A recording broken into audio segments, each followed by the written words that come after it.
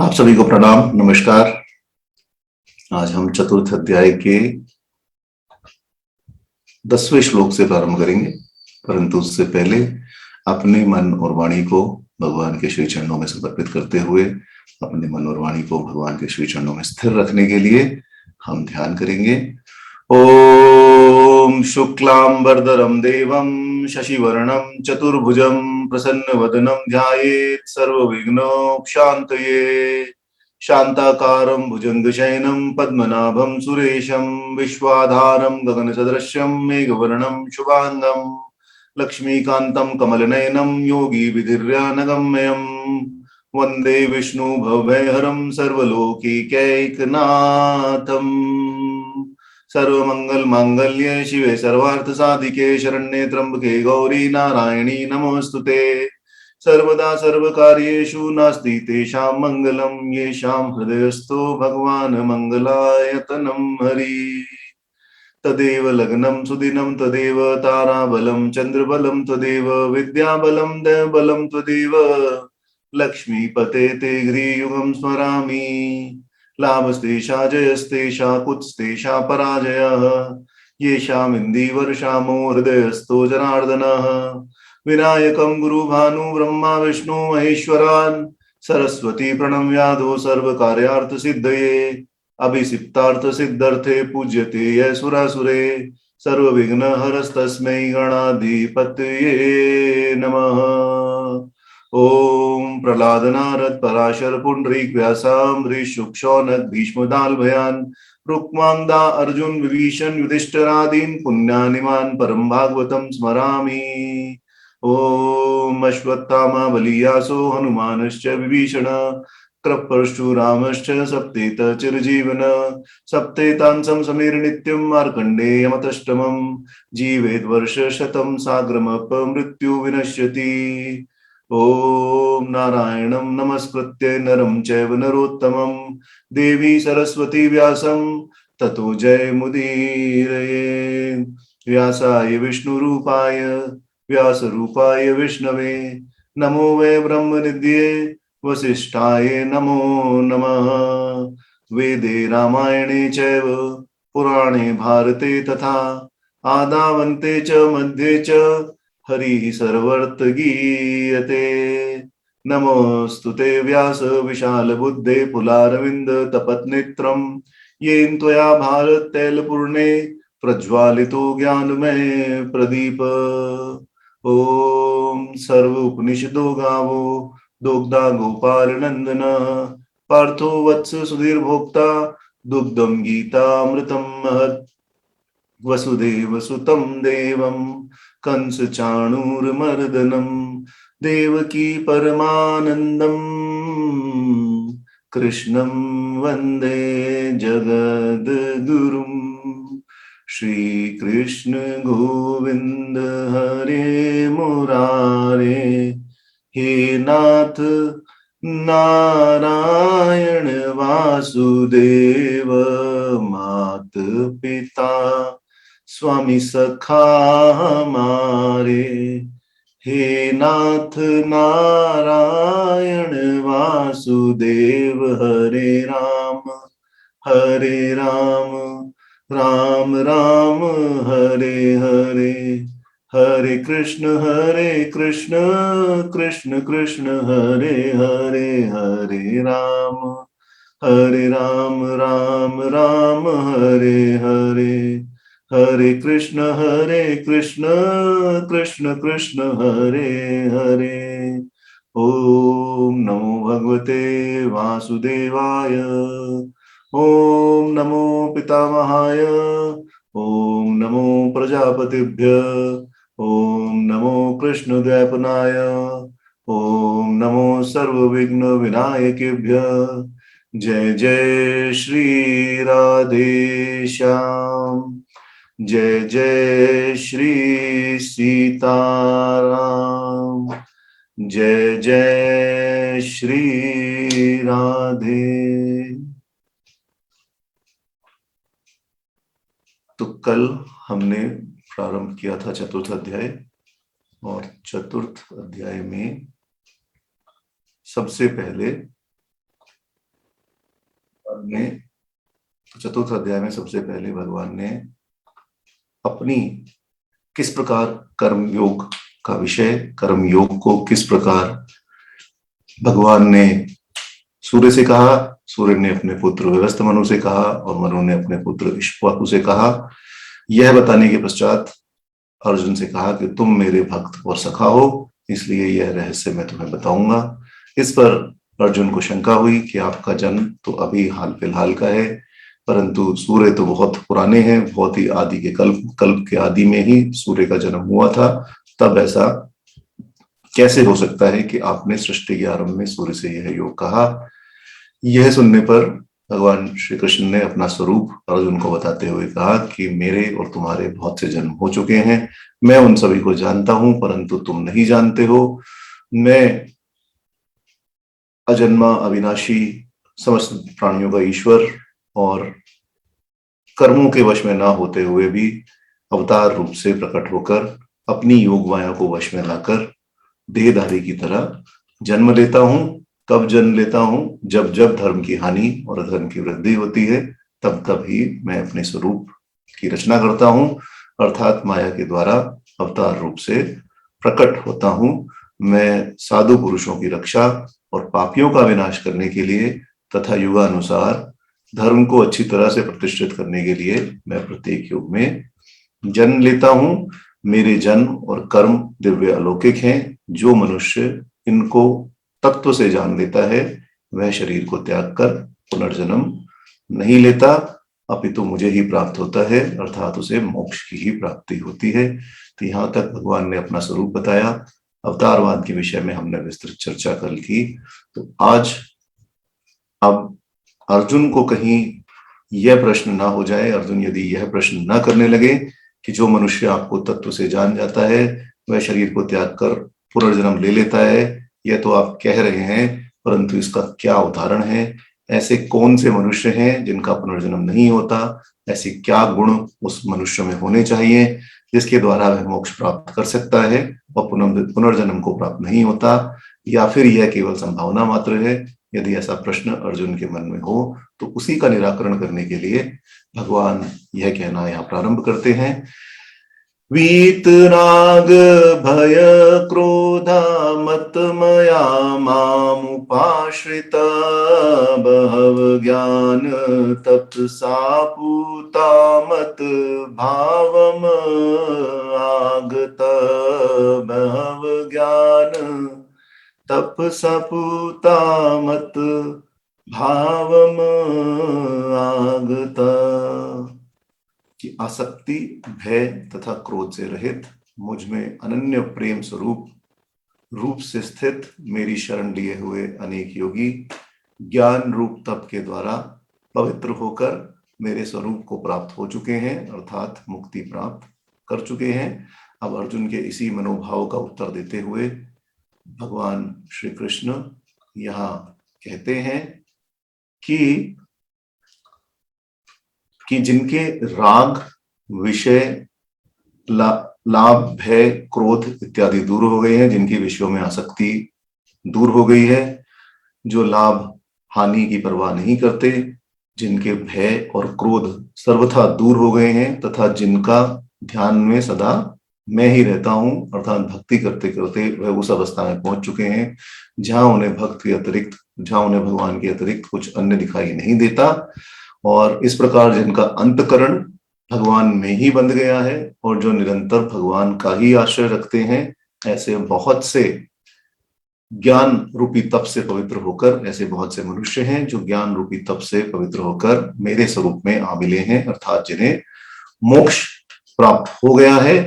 अतः ऐसा उदाहरण एक नहीं है, अनेकों उदाहरण हैं जिन्होंने मुझे तत्व से जानने के पश्चात मोक्ष प्राप्त कर लिया है। परंतु उस मोक्ष प्राप्ति के लिए क्या आवश्यक है? उस मोक्ष प्राप्ति के लिए सबसे पहले आवश्यक है कि जो विषयों में राग है, जो इंद्रियों के विषयों में राग है, उन सब से मुक्ति मिल जाए, भय और क्रोध दूर हो जाए, लाभ अलाभ हानि तो लाभ हानि का संयोग न हो और अंतकरण में केवल भगवान ही विद्यमान रहे, भगवान के अतिरिक्त किसी अन्य स्वरूप का ध्यान हृदय में आएगी ना, जब ऐसी स्थिति प्राप्त हो जाएगी तब भगवान को तत्व से जान लेने के पश्चात मोक्ष की प्राप्ति अवश्य होगी। भगवान यही कह रहे हैं, क्योंकि आसक्ति, भय और क्रोध बंधन के कारण है। इस विषय में द्वितीय अध्याय में हम विस्तार से चर्चा कर चुके हैं, और कि इनसे छुटकारा पाने पर ही, परमात्मा की शरण लेने पर ज्ञान का पथ अत्यंत सरल हो जाता है। ज्ञान ही परम तपस्या तथा अंतिम तपस्या है, क्योंकि जिस प्रकार अग्नि में तपाने पर सोना शुद्ध हो जाता है, उसी प्रकार ज्ञान ही समस्त अविद्या की मलिनता को दूर करके साधक को पवित्र बना देता है। इस प्रकार परम पवित्र ज्ञान के द्वारा अविद्या से मुक्त होकर परमात्मा के स्वरूप को तत्व से जानते हुए योगी गण सदा से परमात्मा में लवलीन होते आए हैं। यही भगवान के उपदेश का यहाँ तात्पर्य है। इस श्लोक में भगवान ने कर्म योग, वासना योग और ज्ञान योग तीनों का ही समन्वय बता दिया है। राग, द्वेष, भय इनको छोड़ देने से कर्म योग का मुख्य सिद्धांत निश्चित किया। मनमया और माम उपराशिता इन दो पदों से उपासना और भगवत प्रेम बताया, तथा ज्ञान का तो स्पष्ट निर्देश दे ही दिया। इस प्रकार क्रमिक अथवा एक काल में तीनों का समन्वय होने से मुक्ति प्राप्त हो जाती है। इसीलिए भगवान ने यहाँ कहा कि इस प्रकार से बहुत से मनुष्य मेरे स्वरूप में मिल गए हैं, अर्थात मुक्त हो गए हैं। हे अर्जुन, तुम्हें किसी प्रकार की शंका नहीं करनी चाहिए। एक दो मनुष्य नहीं है, अनेकों मनुष्य हैं। जो भी मनुष्य इन मनोभावों को प्राप्त कर लेगा, इस भाव में, तुरीय भाव में पहुंच जाएगा, जहां उसे भगवान के अतिरिक्त कुछ नहीं दिखेंगे, विषयों में आसक्ति समाप्त हो जाएगी, लाभ, हानि, भय, क्रोध आदि सभी दुर्गुण दूर हो जाएंगे, तब वह अवश्य ही मुझ में मिल जाएगा। इसके आगे कहते हैं, अब यदि कोई यह कहे कि भगवान किस प्रकार अपनी शरण में लेते हैं, तब उसी का उत्तर देते हुए अर्जुन को भगवान कहते हैं, ये यथा मां प्रपद्यन्ते तान् तथा एव भजाम्यहम् मम अनुवर्तन्ते मनुष्या पार्थ सर्वशः मम अनुवर्तन्ते मनुष्या पार्थ सर्वशः। श्री भगवान कहते हैं कि हे अर्जुन, जो मनुष्य जिस प्रकार से मेरी शरण लेते हैं, मैं उसी प्रकार से उन्हें साधना का फल प्रदान करता हूं। हे अर्जुन, मनुष्यगण सभी प्रकार से मेरे ही मार्ग का अनुसरण करते हैं। कहने का अर्थ यह है कि यदि आप किसी भी भगवान की पूजा करें, अंततः आप उस एक परमपिता परमात्मा की ही पूजा कर रहे होते हैं। अब यदि अर्जुन के मन में ऐसी भावना आए कि कुछ मनुष्यों को आपने मोक्ष दिया और कुछ को नहीं दिया, तब तो आप पक्षपात करते हैं, यह सिद्ध हो गया। और भगवान पक्षपात के साक्षी नहीं हो सकते। तो इसी शंका का उत्तर देते हुए भगवान कहते हैं कि जो मनुष्य जिस जिस प्रकार की भावना से, जिस भी इच्छा को मन में रखने से मेरा भजन करते हैं, मैं भी उसी भावना से उनका ध्यान करता हूं, अर्थात उसी प्रकार का फल उन्हें प्रदान देता हूं। जिस भाव से मेरा भजन किया जाए, वही उनकी अभिलाषा भजन से पूर्ण होती है। जब जो लोग संसार बंधन में फंसे हुए मुक्ति चाहते ही नहीं, अर्थात मुक्ति के उपयोग के लिए कोई भी प्रयत्न नहीं करते, तब उन्हें मुक्ति कैसे दी जाए। जैसा कि मैं पहले भी कहा था कि बालापन में खिला खाया, सारी जवानी हलहाका और बूढ़ापन में ले ली माला। लो राम जी, तुम्हारा भी मन रखा। अब आप मुझे बताइए, जब धन कमाने के लिए 20 वर्ष तक की विद्या प्राप्त की जाती है, लगभग 20-21 वर्ष तक विद्या प्राप्त की जाती है, तब मोक्ष कैसे 1-2 साल में प्राप्त हो सकता है, ये आप खुद ही समझ सकते हैं। तो यही अर्थ है कि जो संसार बंधन में फंसे हुए हैं और जो मोक्ष चाहते ही नहीं है, जो केवल सांसारिक विषयों में ही फंसे रहना चाहते हैं, उन्हें मैं किस प्रकार मुक्ति दे सकता हूं। मैं तो मनुष्य को उसी प्रकार का फल प्रदान करता हूं, जिस प्रकार की भावना हृदय में रखकर वह मेरा भजन करते हैं, वह मेरा सुमिरन करते हैं। और वैसे तो सभी मनुष्य मेरे ही मार्ग पर आते हैं, अर्थात किसी ना किसी प्रकार से मेरा ही भजन करते हैं। इसका स्पष्टीकरण भगवान आगे देंगे, जहां कहेंगे कि जिस भी प्रकार से मेरी पूजा की जाए, 7वें-8वें अध्याय में आएगा कि जिस भी प्रकार से मेरी पूजा की, किसी की भी पूजा की जाए, वह मेरी ही पूजा होती है। और इसी प्रकार यह भी कहा जाएगा कि इंद्र वरुण आदि देवताओं का जो भी सेवन करते हैं वह मेरा ही सेवन करते हैं, क्योंकि इंद्र वरुण आदि मुझसे कोई भी भिन्न नहीं है, सब रूपों में मैं ही स्थित हूं, परंतु विभिन्न भावों से भजन करने के कारण वह विधि से विच्युत हो जाते हैं, विधि पूर्वक नहीं करते, परंतु अविधि पूर्वक भी वह मेरा ही भजन करते हैं। अर्थात सब नाम रूपों का योग कर निर्गुण रूप में अथवा प्राकृत गुण रहित जो मेरे उपासक होते हैं वही विधि पूर्वक जानकर भजन करने वाले कहे जाते हैं।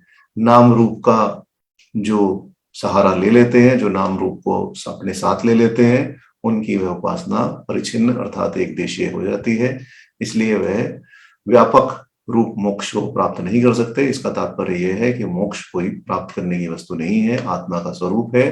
अज्ञान जनित आवरण केवल दूर करना है, और वह आवरण केवल नाम रूपात्मक ही है। जब तक माया जनित नाम रूप से अलग नहीं हुए तब तक मोक्ष प्राप्त नहीं होगा। इसलिए अहंकार में रहने वाले, नाम रूप के प्रपंच में रहने वाले, मोक्ष के चाहने वाले भी नहीं कहे जा सकते। तब बिना इच्छा के उन्हें कैसे मोक्ष दिया जाए? जिस कामना के लिए वे उपासना करते हैं वही उनकी कामना पूर्ण की जाती है। मेरी उपासना कभी निष्फल नहीं होती। किसी भी रूप में यदि साधक भगवान की उपासना करे तो वह उपासना भी सिद्ध होती है और उसका फल भी उन्हें प्राप्त होता है, परंतु फल का मिलना अथवा न मिलना यह उनकी इच्छा और क्रिया पर ही निर्भर है। इसमें मेरा कोई राग द्वेष नहीं है। यही यह कहने का आशय है कि ये यथा माम प्रद्यन्ते तांस तथैव भजाम्य हम, जो मेरा जिस प्रकार भजन करता है मैं भी उसी प्रकार उसी का ध्यान करता हूँ। वेदांत दर्शन में भी हम देखें तो ईश्वर के लिए एक विषय में एक सूत्र है, इसमें कहा गया है फल मत उपपत्तते, अर्थात ईश्वर सभी प्रकार के फलों के प्रदाता है। धर्म अर्थ काम मोक्ष इन चारों वर्गों का लक्ष्य करके मनुष्य परमात्मा की उपासना करता है। परमात्मा उसी के अनुसार और उसी के अनुरूप उस साधना का फल भी प्रदान करते हैं। और इसी प्रकार से जो चार प्रकार के भक्त हैं, आर्थ, जिज्ञासु, अर्थार्थी, ज्ञानी, यह सभी अपनी कामना तथा संकल्प के अनुसार परमात्मा के द्वारा ही सकल फल प्राप्त करते हैं। अब यदि आर्थ भक्त है जिसकी पूजा भजन इत्यादि का फल वह धन उपार्जन चाहता है अथवा कोई अन्य कार्य चाहता है, तब किस प्रकार से उसे मोक्ष प्राप्त होगा आप यह जान सकते हैं। इसी प्रकार अर्थार्थी और जिज्ञासु, इनका भी यही है कि यदि आप केवल एक विषय को लक्ष्य करके भगवान से प्रार्थना करेंगे तब मोक्ष की प्राप्ति नहीं होगी। और यह भी भगवान यहाँ कह रहे हैं कि अन्य देवताओं में तथा विभूतियों में जिसका जो साधक आसक्त है और उन्हीं की आराधना करता है और उन्हीं के साधन मार्ग में अनुवर्ती है, वह भी एक प्रकार से मेरी ही पूजा करता है, क्योंकि यह सभी देवता और देव विभूतियां जो भी समस्त संसार में व्याप्त है यह मेरी ही शक्ति मात्र है। भगवान यह कह रहे हैं कि वह मेरी ही शक्ति मात्र है, मैं ही सबका अधिष्ठाता हूं, और अन्य देवी देवताओं की भी जो पूजा करते हैं वह मेरी ही एक प्रकार से पूजा करते हैं। और इसी विज्ञान को आगे कहा जाएगा, ये अन्य देवता भक्ता इस श्लोक के द्वारा आगे भी कहा जाएगा। परंतु यहाँ हम देख सकते हैं कि सनातन धर्म की विचारधारा कितनी विराट है, कितनी विरल है।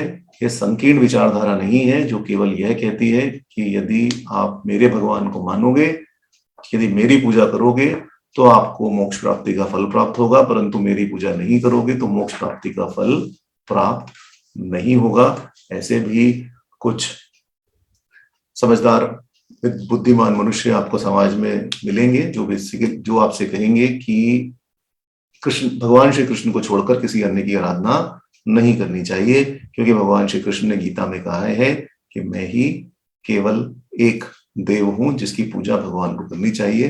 परंतु यह सभी मनुष्य यह भूल जाते हैं कि भगवान ने यह भी कहा है कि अन्य देवताओं और विभूतियों की भी जो पूजा करते हैं वह प्राकारांतर से मेरी ही आराधना करते हैं और मेरे ही साधन मार्ग पर चलते हैं, और मैं ही उन्हें फल प्रदान करता हूं। जिस प्रकार की इच्छा रखकर वे पूजा करते हैं मैं ही उनको फल प्रदान करता हूं। और यही कारण है, अन्य धर्मों की तो बात ही क्या है, अन्य धर्मों के विषय में भी कभी भी सनातन धर्म में किसी प्रकार की विपरीत विचार अवस्था नहीं रखी जाती, कोई भी किसी प्रकार के विपरीत विचार नहीं किए जाते। और यही कारण है कि सनातन धर्म पर सांप्रदायिकता का किसी भी प्रकार का लांछन नहीं लगा जा सकता। यही सनातन धर्म की व्यापकता और उदारता है कि वह यह कहने में भी नहीं हिचकता कि चाहे आपका रास्ता कोई भी हो, आप किसी भी पंथ संप्रदाय अथवा मजहब के क्यों ना हो, आपकी दिशा, आपका रास्ता केवल उस परम पिता परमेश्वर की ओर ही जाता है, जिसे विभिन्न नामों से जाना जाता है। परंतु अब कारण यही है, आप कहेंगे कि यदि ऐसा है तो सनातन धर्म पर लांछन लगाया ही क्यों जाता है? क्योंकि हम समाज में बोलते नहीं हैं। हम केवल मोक्ष मार्ग पर जिस भी प्रकार से हम भगवान की पूजा आराधना कर रहे हैं, हम केवल उसी में मग्न रहते हैं। हमारे धर्म में एक प्रकार से जो प्रे एंड प्रीच वाला कॉन्सेप्ट है, वो कॉन्सेप्ट है नहीं। हम सिर्फ पूजा आराधना करते हैं, परंतु सनातन धर्म शास्त्र के विज्ञान को संपूर्ण समाज के समक्ष लाने में हम समझते हैं कि यह हमारा कार्य नहीं है, यह तो कोई साधु महात्मा करेगा अथवा कोई दिव्य पुरुष ही इस कार्य को करेगा, हम यह कार्य नहीं कर सकते। परंतु ऐसा नहीं है, यदि हम सब मिलकर जोर लगाएंगे तो यह जो इस प्रकार के आक्षेप सनातन धर्म पर लगते हैं, इस प्रकार के आक्षेप कोई भी नहीं लगा पाएगा। रामधारी सिंह दिनकर ने कहा है कि खम ठोक ठेलता है जब नर, पर्वत के जाते हैं पांव मुखड़। तो चाहे कितनी भी बड़ी विपत्ति क्यों ना हो, जब सब मिलकर थोड़ा थोड़ा प्रयास करेंगे, तब बड़ी से बड़ी विपत्ति पर भी काबू पा लिया जाएगा। अब आप देखें तो अन्य पंथों में, आप देखें संप्रदायों में देखें तो आप देखें तो केवल मोह आदि के कारण वशीभूत होकर वह अपने धर्म के लोगों को भाई कहकर, भ्राता कहकर, अन्य प्रकार के शब्द कहकर उनके सुख के लिए आत्म सुख त्याग करने पुरुषार्थ करते हैं। परंतु सनातन धर्मी इस प्रकार के कर्म के वशीभूत नहीं होते, उनका ऐसा कोई प्रयोजन नहीं है। उनका धर्म में, उनका जीवन धर्म में आध्यात्म लक्ष्य में जीवन है, और वही जीव मात्र के प्रति, विशेषतः स्वदेशवासियों के प्रति भातृत्व का उत्पन्न करता है। वास्तव में देखा जाए तो अपने देशवासियों को भाई कहने का अधिकार केवल सनातन धर्मियों को ही है, क्योंकि सनातन धर्म के शास्त्र कहते हैं कि ईश्वरो जीव कल्पा प्रविष्टो भवा नीति ममे वांछो जीवे लोके जीव भूत सनातना, कि प्रत्येक जीव में जीवात्मा रूप से परमात्मा का ही अंश विद्यमान है।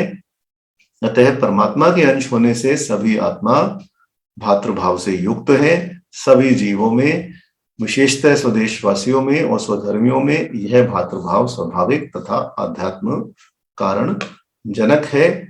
सांप्रदायिक होने के भाव के तात्पर्य में अपने संप्रदाय को श्रेष्ठ कहते हुए दूसरे के संप्रदाय को गलत ठहराना, द्वेष रखना और अपने संप्रदाय के हित और अन्य संप्रदाय के अहित में संलग्न होना, यही भाव मुख्य भाव है। और इस परिभाषा के आधार पर भी यदि हम देखें तो सनातन धर्म को, हिंदू धर्म को और हिंदू धर्मावलंबियों को सांप्रदायिक या सांप्रदायिकता बढ़ावा देने वाला नहीं कहा जा सकता, क्योंकि धर्म में, सबसे पहले तो धर्म में और संप्रदाय में अंतर है। सनातन धर्म धर्म है, किसी एक व्यक्ति विशेष द्वारा चलाया गया संप्रदाय नहीं है। अन्य संप्रदायों की अपेक्षा सनातन धर्मियों को बाल्यकाल से ही शिक्षा दी जाती है कि धृति क्षमा दमोस्तेयम शौचम इंद्रिय निग्रह धी विद्या सत्यम क्रोधो दशकम धर्म लक्षणम, के धर्म का लक्षण यदि पहचानना है तो धैर्य क्षमा दम अर्थात अपनी वासनाओं पर नियंत्रण रखना, अस्तेय चोरी न करना, शौच बाहरी और अंदर की शुचिता, अंदर की साफता स्वच्छता, इंद्रिय निग्रह इंद्रियों को वश में रखना, धी बुद्धिमत्ता का प्रयोग, विद्या अधिक से अधिक ज्ञान की पिपासा, अधिक से अधिक ज्ञान अर्जित करना, सत्य मन वचन कर्म से सत्य का पालन, और अक्रोध क्रोध न करना, यही धर्म के 10 लक्षण है। और सनातन धर्म शास्त्रों में तो स्पष्ट रूप से कहा गया है कि जो अपने अनुकूल न हो वैसा व्यवहार दूसरे के साथ नहीं करना चाहिए। यही धर्म की कसौटी है, जिसमें हमने पहले भी चर्चा की थी। जब हम श्रीमद् भागवत गीता प्रारंभ कर रहे थे तब भी हमने इस विषय में चर्चा की थी कि कहा यही गया है कि धर्म का सर्वस्व क्या है, कि श्रुता धर्म सर्वस्वम श्रुता चैव अनुवर्तताम आत्मनः प्रतिकूलानि परेशान न समाचरेत। कि इस धर्म का सर्वस्व क्या है, सुनो और सुनकर उस मार्ग पर चलो। जो अपने को अच्छा ना लगे वैसा आचरण दूसरे के साथ नहीं करना चाहिए, परंतु अपने देश की, अपने धर्म की, अपने संस्कारों की और अपने धर्मावलंबियों की, अपने भाइयों की रक्षा करना हमारा जन्मसिद्ध अधिकार है और उसके लिए हम अनेकों बलिदान देने के लिए भी तैयार हैं। यही हिंदू धर्मशास्त्रों में, सनातन धर्मशास्त्रों में भी कहा गया है कि धर्म एव हतो हन्ति, धर्मो रक्षित रक्षितः, तस्मात् धर्मो न हन्तव्यम, मानो धर्मा हतो विधात वाधित। कि धर्म उसका नाश करता है जो धर्म का नाश करता है, और धर्म उसका रक्षण करता है जो उससे उसके रक्षण के लिए प्रयास करता है। इसलिए धर्म का नाश नहीं करना चाहिए। धर्म का नाश करने वालों का नाश अवश्यंभावी ही है। और भगवान भी यहाँ यही संकेत दे रहे हैं कि चाहे आप किसी भी रूप से, किसी भी प्रकार से मेरा भजन करो, जिस प्रकार से आप मेरा भजन करोगे मैं उसी रूप में, उसी प्रकार से तुम्हारा ध्यान करूंगा और तुम्हें उस फल की प्राप्ति कराऊंगा जिस फल को लक्ष्य कर तुम पूजा कर रहे हो। अब इस विषय को आगे बढ़ाते हुए, अब यहाँ यह शंका हो सकती है कि नित्य फल की अभिलाषा तो सबको रहती ही है, फिर सभी नाम रूप से विमुक्त होकर भगवान वासुदेव सर्वरूप हैं, केवल उन्हीं का भजन क्यों नहीं करते कि सबको नित्य फल ही मिल जाए। इसका उत्तर इस श्लोक से दिया जाता है कि कांक्षत कर्माणाम सिद्धिं यज्यन्ते इह देवता क्षिप्रं हि मानुषे लोके सिद्धि भवति कर्मजा क्षिप्रं हि मानुषे लोके सिद्धि भवति कर्मजा। किस इस मनुष्य लोक में कर्मों की सिद्धि की कामना करने वाले लोग देवताओं का पूजन करते हैं, क्योंकि मनुष्य लोक में कर्म में फल सिद्धि शीघ्र ही प्राप्त हो जाती है। अर्थात सबके अपने अपने, सब केवल अपने अपने कर्मों की ही सिद्धि चाहते हैं, अर्थात फल प्राप्ति शीघ्र ही चाहते हैं। मनुष्य लोक में मनुष्य द्वारा पूजा उपासना करने का कारण केवल इतना सा है कि मुझे अमुक फल की प्राप्ति चाहिए, मुझे यह चाहिए, मुझे वह चाहिए, और उसी के लिए पूजा उपासना की जाती है। और अन्य देवताओं की उपासना इसीलिए की जाती है क्योंकि अन्य देवता भजन करने पर शीघ्र ही फल प्रदान कर देते हैं और मनुष्य लोक में कर्म की सिद्धि शीघ्र प्राप्त हो जाती है। और यही कारण है कि अन्य देवताओं की उपासना की जाती है। हालांकि यज्ञों का फल स्वर्ग प्राप्ति भी देह छोड़ने के बाद ही प्राप्त होगी, परंतु मोक्ष की अपेक्षा तो यह है शरीर छोड़ने पर फल प्राप्त हो जाना भी बहुत शीघ्रता से कहा जा सकता है, क्योंकि मोक्ष तो अनेक जन्मों तक अभ्यास करने पर बड़ी कठिनता से प्राप्त होता है। इतना धैर्य रखना मनुष्य स्वभाव के विरुद्ध है। इसलिए शीघ्र फल प्राप्ति की इच्छा से यज्ञ आदि में ही मनुष्यों की प्रवृत्ति होती है। और इससे भी छोटे लक्ष्य, संसार में धन पुत्र आदि की प्राप्ति के लिए जो उपासना करते हैं उनको तो इसी जन्म में शीघ्र फल प्राप्त हो जाता है। मनुष्य लोके, इन पदों से भगवान ने यही व्यंजित किया कि सर्वसाधारण मनुष्य की प्रवृत्ति छोटे छोटे फलों की ओर ही होती है। यह दृष्ट फल प्राय सभी चाहते हैं, परंतु जो अदृष्ट फल है, जो मानव जीवन का सार है, जो मानव जीवन का लक्ष्य है, उसकी ओर किसी का भी निर्धारण नहीं रहता। यदि वह निर्धारण हो जाए तो उस अव्यक्त परमात्मा, वसुदेव रूपी परमात्मा का ही सभी भजन करें।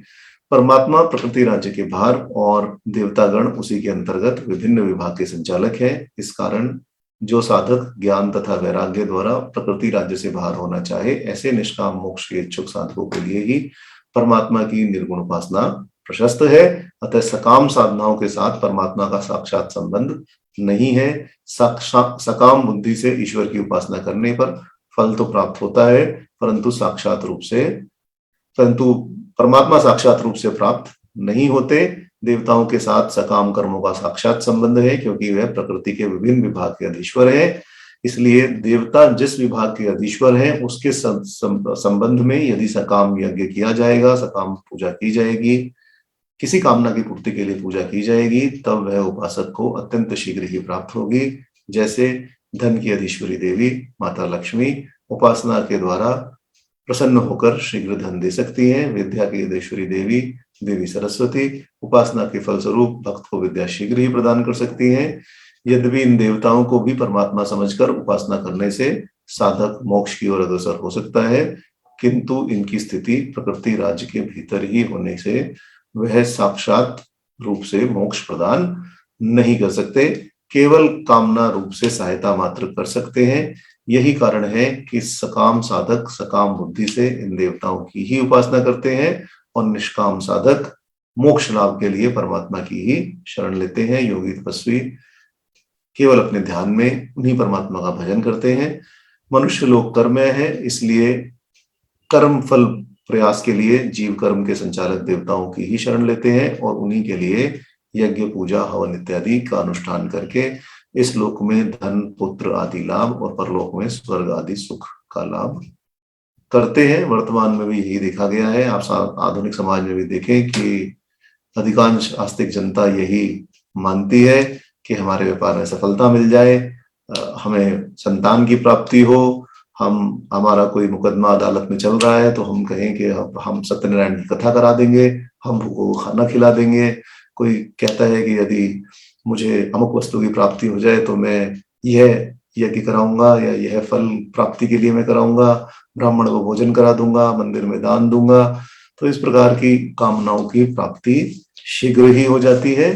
तब उन्हीं लौकिक फलों में अधिकांश जनता फंसी रहती है। परलोक के लिए यज्ञ आदि करने वाले एक तो मनुष्य बहुत ही अल्प है, फिर मोक्ष की तो कहना ही क्या है। मोक्ष प्राप्ति के लिए मोक्ष प्राप्ति यदि करना है तो ऐसे छोटे कर्मों की प्राप्ति के लिए अथवा छोटे फलों की प्राप्ति के लिए कर्म करने की अभिलाषा नहीं रखना चाहिए। और इसीलिए कहा जाता है कि मोक्ष प्राप्ति एक जन्म में संभव नहीं है, कई जन्म तक इनके उपायों में लगना पड़ता है। एक कथा है कि दो साधु एक बार कुटिया बनाकर रहते थे, भगवान का भगवत भजन करते थे और मोक्ष के अभिलाषी होकर प्रयत्न करते थे। एक बार भगवान नारद वहां विचरते हुए आ गए तो दोनों साधुओं ने उनको देखा, साष्टांग नारद जी को प्रणाम किया और नारद जी से पूछा कि नारद जी जब आप भगवान के पास जाएंगे, भगवान विष्णु के दरबार में वैष्णव लोक में आप जाएंगे, तब भगवान से पूछना कि हमें मोक्ष की प्राप्ति कैसे होगी, और ये पहले तो मोक्ष की प्राप्ति होगी भी अथवा नहीं होगी, और मोक्ष की प्राप्ति होगी भी तो कितने दिन में होगी, कृपया पूर्वक आप हमें यह बताइएगा। थोड़े समय पश्चात जब नारद जी घूमते फिरते फिर वापस पृथ्वीलोक पर आए, तब पहले प्रथम साधु के उन्हें दर्शन हुए। प्रथम साधु ने जब उनके दर्शन किए तो उनकी पूजा अर्चना करने के पश्चात पहले साधु ने पूछा कि महाराज मेरे प्रश्न का भगवान ने क्या उत्तर दिया। तो नारद जी ने कहा कि 10 जन्म के बाद यदि अभ्यास करते रहोगे तब तुम्हें मोक्ष प्राप्त अवश्य हो जाएगा, यही भगवान ने कहा है। यह सुनते ही वह साधु बड़ा निराश हो गया और कहने लगा महाराज 10 बार जन्म लेना पड़ेगा और उस जन्म में भी बराबर अभ्यास करना पड़ेगा, इतना किसने देखा है, पता नहीं मेरे 10 जन्म होंगे भी या नहीं होंगे, इतना समय तो किसी ने देखा नहीं है। मैं तो ये सब अभ्यास का भजन का झंझट अब छोड़ता हूँ और लौकिक फल की आशा से ही कर्म करूंगा, जिन कर्मों का तत्काल फल मिल जाता है। मैं क्यों यहाँ कुटिया में रहकर भगवान की पूजा उपासना करूं और अपने तन को गलाऊं। अब मैं तन को ही पुष्ट करूंगा और मन को प्रसन्न रखूंगा। परमात्मा के जितनी पूजा अर्चना मेरे से हो सकेगी वह करूंगा, अन्यथा जय श्री राम। तब नारद जी यह सुनकर दूसरे साधु के पास गए। दूसरे साधु ने वही प्रश्न फिर पूछा कि नारद जी भगवान के दर्शन हुए, बताइए भगवान ने मेरे विषय में क्या कहा है कि मुझे कब मोक्ष प्राप्त होगा।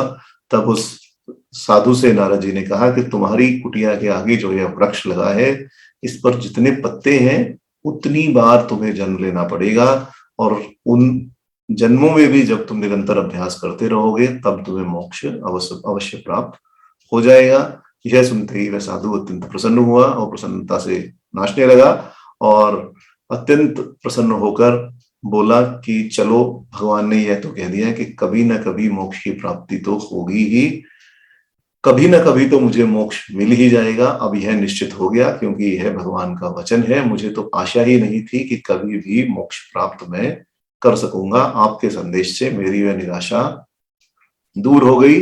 अब मैं दृढ़ संकल्प करता हूं कि इस जन्म में और जब भी मुझे अन्य जन्म प्राप्त होंगे बराबर अभ्यास करता रहूंगा और अंततः मुझे मोक्ष की प्राप्ति हो ही जाएगी। अब जो अधिकतर मनुष्यों को आप समाज में देखेंगे तो वह पहले साधु के समान ही होंगे। धैर्य रखने वाले, दूसरे साधु के समान धैर्य रखने वाले बहुत ही कम है। इसलिए इस मार्ग में आना बड़ा ही कठिन है। इस प्रकार पहले श्लोक के अनुसार राग, भय, क्रोध आदि छोड़कर भगवत भाव में सदा लगे रहना तो विरले पुरुषों का ही काम है। मानवों के द्वारा यह सभी कर्म वर्ण धर्म के अंतर्गत है। इसलिए यहाँ उपस्थित प्रसंग के कारण वर्ण धर्म विज्ञान कहते हुए भगवान अगले श्लोक के साथ में उसके साथ अपना संबंध बता रहे हैं। यह संबंध इसलिए ही बता रहे हैं क्योंकि अनेकों बार द्वितीय तृतीय अध्याय में भगवान ने अर्जुन को यह शिक्षा दी है कि तुम अपने वर्ण आश्रम उचित कर्म में लग जाओ और मनुष्य को अपने वर्ण आश्रम के उचित ही कर्म करने चाहिए। तो अब वर्ण धर्म विज्ञान कहते हुए भगवान अगले श्लोक में उसके साथ अपना संबंध बताते हैं कि चातुर्वर्णम मया सृष्टम गुण कर्म विभागश तस्य कर्तारमपि माम विधीय कर्तारम् अव्ययम् तस्य कर्तारमपि माम विधीय कर्तारम् अव्ययम्। भगवान ये कहते हैं कि चारों वर्णों की रचना, गुण और कर्मों के विभाग मेरे द्वारा ही किए गए हैं, परंतु इस प्रकार इस सृष्टि की रचना आदि कर्मों अकर्ता होने पर भी मुझ अविनाशी परमेश्वर को तुम वास्तव में अकर्ता और अविकारी ही समझो। मैं कर्म करता हूं परंतु तब भी मैं वास्तव में अकर्ता हूं और अविकारी ही हूं। अब पिछले श्लोक में भगवान ने कहा कि बहुत से लोग संसार से विरक्त होकर मुझे प्राप्त कर गए और अधिकांशतः लोग अपना कर्म केवल संसारिक उन्नति के लिए ही करते हैं, इसलिए वह भगवत भाव को प्राप्त नहीं होते, मोक्ष प्राप्त नहीं कर सकते। इस प्रकार इस पर किसी के भी मन में यह प्रश्न स्वाभाविक रूप से उठ सकता है कि मनुष्यों की प्रकृति में इतना भेद क्यों है। कुछ लोगों की धैर्यपूर्वक निष्काम आराधना में प्रवृत्ति होती है और बहुतों की नहीं होती, बहुत केवल सकाम पूजा का ही फल प्राप्त करना चाहते हैं। इस प्रश्न का उत्तर देने के लिए भगवान स्पष्ट करते हैं कि चारों वर्ण मैंने ही बनाए हैं, उनमें सत्व आदि गुणों का और उनके अनुसार विभिन्न कर्मों का विभाग भी मैंने ही किया है। मध्य में फिर प्रश्न उठेगा कि इस प्रकार की विषमता करने से, तो इस प्रकार यदि भगवान कहें तो प्रश्न यह भी उठ सकता है कि यदि आपने मनुष्यों में इस प्रकार की विषमता बनाई है तो आपको भी बड़ा पाप लगता होगा।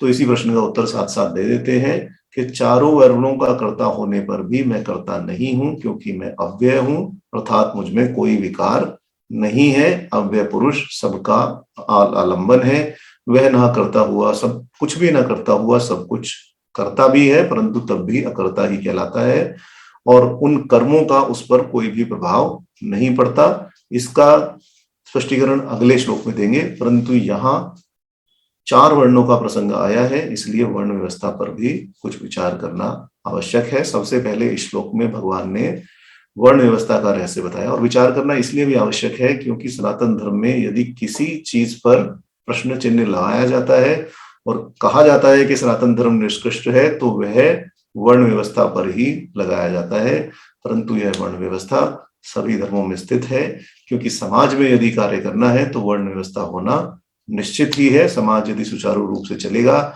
तो वर्ण व्यवस्था होगी ही। ऐसा नहीं है कि केवल सनातन धर्म में वर्ण व्यवस्था है, सनातन धर्म में एक प्रकार से मूल भावना स्थित कर दी गई है। वह भावना क्यों है इस पर भी हम विचार करेंगे, परंतु भी यदि यह श्लोक देखें तो सबसे पहले भगवान ने वर्ण धर्म का रहस्य बताया है कि मैंने चारों वर्णों के अनुसार ही पहले कहे गए पहले चार वर्णों के अनुसार ही मनुष्य का विभाजन किया है और उसके अनुसार ही सकाम निष्काम यज्ञ आदि लोग करते हैं। वर्ण धर्म के तत्व वर्णन में श्लोकों में पहले सृष्ट पद का विचार करने योग्य है। सबसे पहले कहा माया सृष्ट, अर्थात मैंने बनाया। इससे यही तात्पर्य निकलता है कैसे बनाया, गुण कर्म विभागस्य। तो कर्म कौन से? पूर्व जन्म के कर्म। तो यही तात्पर्य निकलता है कि पूर्व जन्मों में किए गए गुण कर्मों के अनुसार ही ब्राह्मण, क्षत्रिय, वैश्य और शूद्र जाति बनती है। फिर भगवान पतंजलि ने योग दर्शन में भी कहा है कि सती मले तदापिको जातायु भर्ग, अथवा पूर्व कर्मों के अनुसार ही जाति, आयु तथा भोग प्राप्त होते हैं। और कैसे बनाया जाता है? गुण कर्मों के विभाग से। यहाँ गुण कर्म विभाग भी उसी प्रकार से प्रासंगिक है जिस प्रकार से मया सृष्टा पद है। इसलिए इस शब्द का भी किसी भी प्रकार से ऐसा नहीं कहना चाहिए कि यह एक अनावश्यक शब्द है, यह भी आवश्यक शब्द है, क्योंकि कहा कि पूरा श्लोक यदि हम देखें तो भगवान श्री कृष्ण ने कहा कि चातुर्य वर्ण मया सृष्टा गुण कर्म विभाग से, सबसे पहले गुण फिर कर्म, और इसी के हिसाब से विभाग किया गया। तो इस प्रकार सभी महात्माओं ने यहाँ गुण शब्द का अर्थ प्रकृति के सत्व, रज, तमो गुणों से ही लिया है, और इन तीन गुणों के आधार और कर्म के परस्पर सम्मिश्रण से चार वर्ण बनाए गए हैं।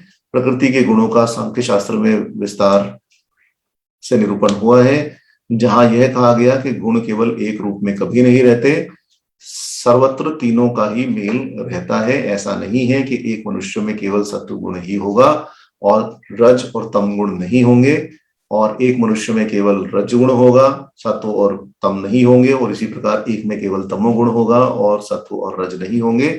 ऐसा नहीं होता, सभी में तीनों प्रकार के गुणों का ही मेल रहता है। किसी में कोई गुण अधिक मात्रा में और किसी में कोई गुण छोटी मात्रा में, अल्प मात्रा में होता है, और इसी अल्प मात्रा के अल्प और अधिक होने के कारण मनुष्यों की प्रकृति तथा स्वभाव में बड़ा भेद हो जाता है।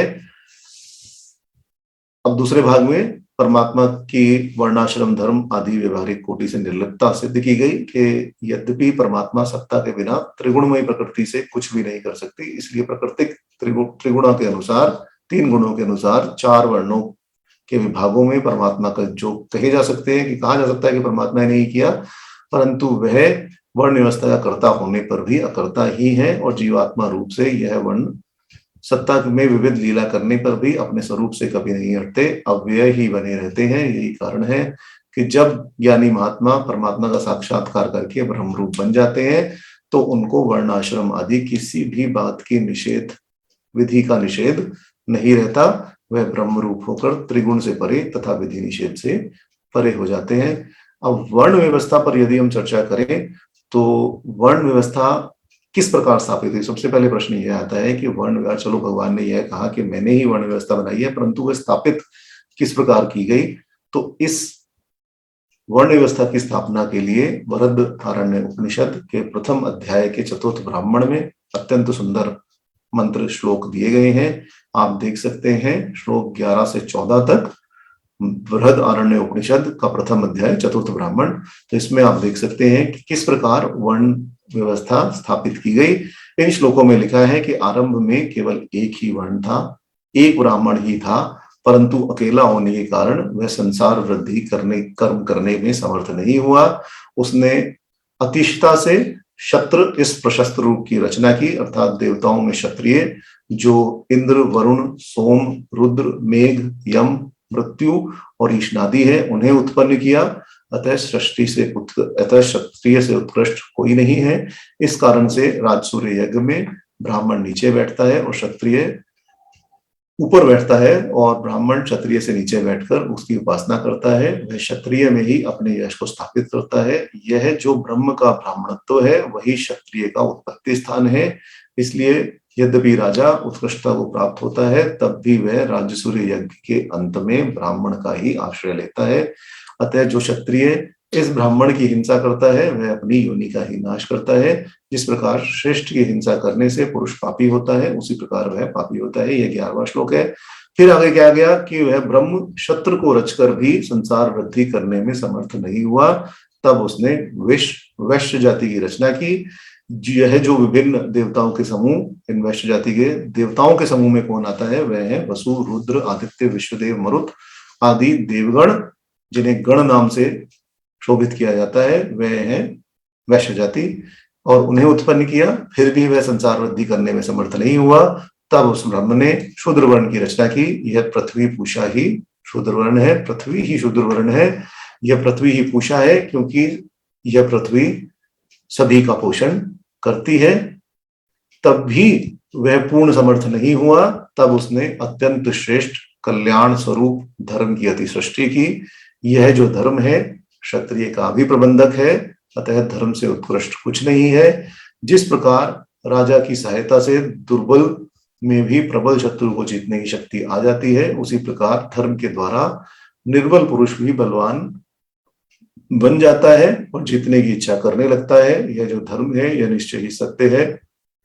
इसी से सत्य बोलने वालों को कहते हैं कि यह धर्ममय वचन बोलता है, तथा धर्ममय वचन बोलने वालों से कहते हैं कि यह सत्य बोलता है, क्योंकि यह दोनों धर्म के ही पहलू हैं। अब आप देखें तो यह ब्राह्मण, क्षत्रिय, वैश्य और शूद्र 4 वर्ण हैं। बृहदारण्यकोपनिषद में भी सबसे पहले यही कहा गया कि सबसे पहले सभी केवल ब्राह्मण थे, अन्य वर्णों की उत्पत्ति नहीं थी। और परंतु वह ब्राह्मण अपने आप से सृष्टि का पालन करने में समर्थ नहीं था, इसलिए अन्य वर्णों की रचना की गई। कोई किसी से बड़ा छोटा नहीं है, सब में समानता है। हमारे शास्त्रों में यही बात लिखी है कि सभी में समानता है, कोई किसी से बड़ा छोटा नहीं है। कुछ लोग इस पर प्रश्न चिन्ह लगाते हैं कि आप ऐसा कैसे कह सकते हैं कि पहले केवल ब्राह्मण ही थे। तो यदि आप सृष्टि का आदि क्रम देखें, किसी भी पुराण को उठाकर देखिए, ब्रह्म वैवर्त पुराण को उठाइए, श्रीमद् भागवत महापुराण को उठाइए, कोई भी पुराण आप उठा लीजिए, स्पष्ट रूप से लिखा है कि ब्रह्मा जी ने जब सृष्टि करना प्रारंभ किया तब सबसे पहले 4 कुमार उत्पन्न हुए। वो कौन थे? वो थे सनत, स्कंदन, सनातन और सनत कुमार।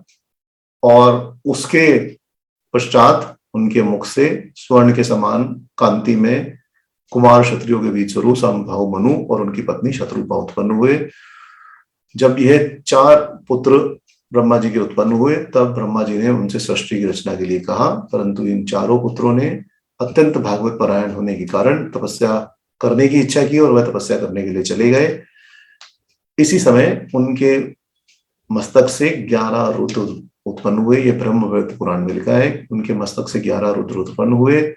दाएं कान से पुलस्त, बाएं कान से पुलह, दाहिने नेत्र से अत्रि, वाम नेत्र से क्रतु, नासिका छिद्र से मुख से अंगिरा एवं रुचि, वाम हाथ से भृगु, दाएं हाथ से दक्ष, छाया से कदम, नाभि से पंचशिक, वक्ष से वोढ़ु, कंठ से नारद, स्कंद से मरीचि, गले से अपरांतमा, रसना से वशिष्ठ, अधरोष से प्रचेता, वाम कुक्षी से हंस और दक्षिण कुक्षी से यति प्रकट हुए। ब्रह्मा ने इन पुत्रों को सृष्टि की रचना करने की आज्ञा दी।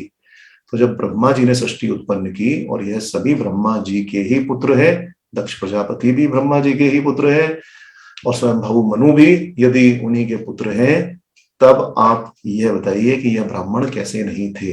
इसलिए सृष्टि के आदि में सभी ब्राह्मण थे, कोई अन्य वर्ण नहीं था, परंतु उससे सुचारू रूप से व्यवस्था नहीं चल पाई।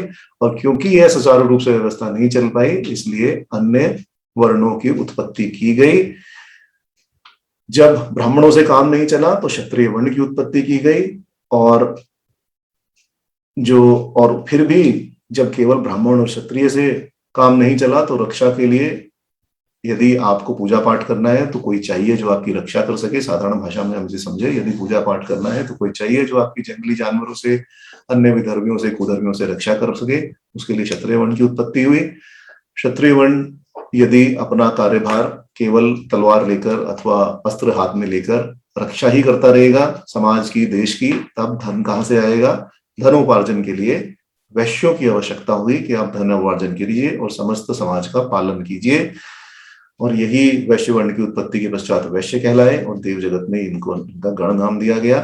फिर इसके पश्चात जब उनसे भी काम नहीं चला, क्योंकि यदि केवल वैश्य धनोपार्जन का काम करेगा तब अन्य समस्त कार्य कौन करेगा? वो इन सब कार्यों को कौन करेगा? कौन घर बनाएगा? कौन इस प्रकार के अन्य कार्य करेगा? तो अन्य कार्यों के लिए, सेवा वृत्ति के लिए शूद्र वर्ण की उत्पत्ति हुई और इस प्रकार 4 वर्णों की व्यवस्था बनाई गई। परंतु वह 4 वर्णों की सृष्टि करने पर भी वर्ण व्यवस्था, संसार की व्यवस्था ठीक रूप से नहीं चली, क्योंकि सब में केवल अपना पालन पोषण करने की ही वृत्ति बनी रही। तब धर्म की सृष्टि की गई और एक धर्म कोश बनाया गया, जिसमें बताया गया कि किसका क्या कार्य है और किसका क्या कार्य नहीं है।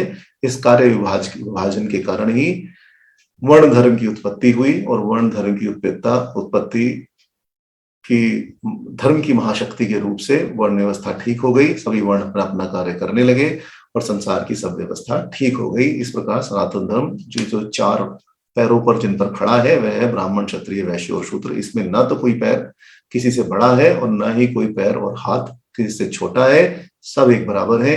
किसी में किसी प्रकार की कोई उत्कृष्टता अथवा निष्कृष्टता नहीं है।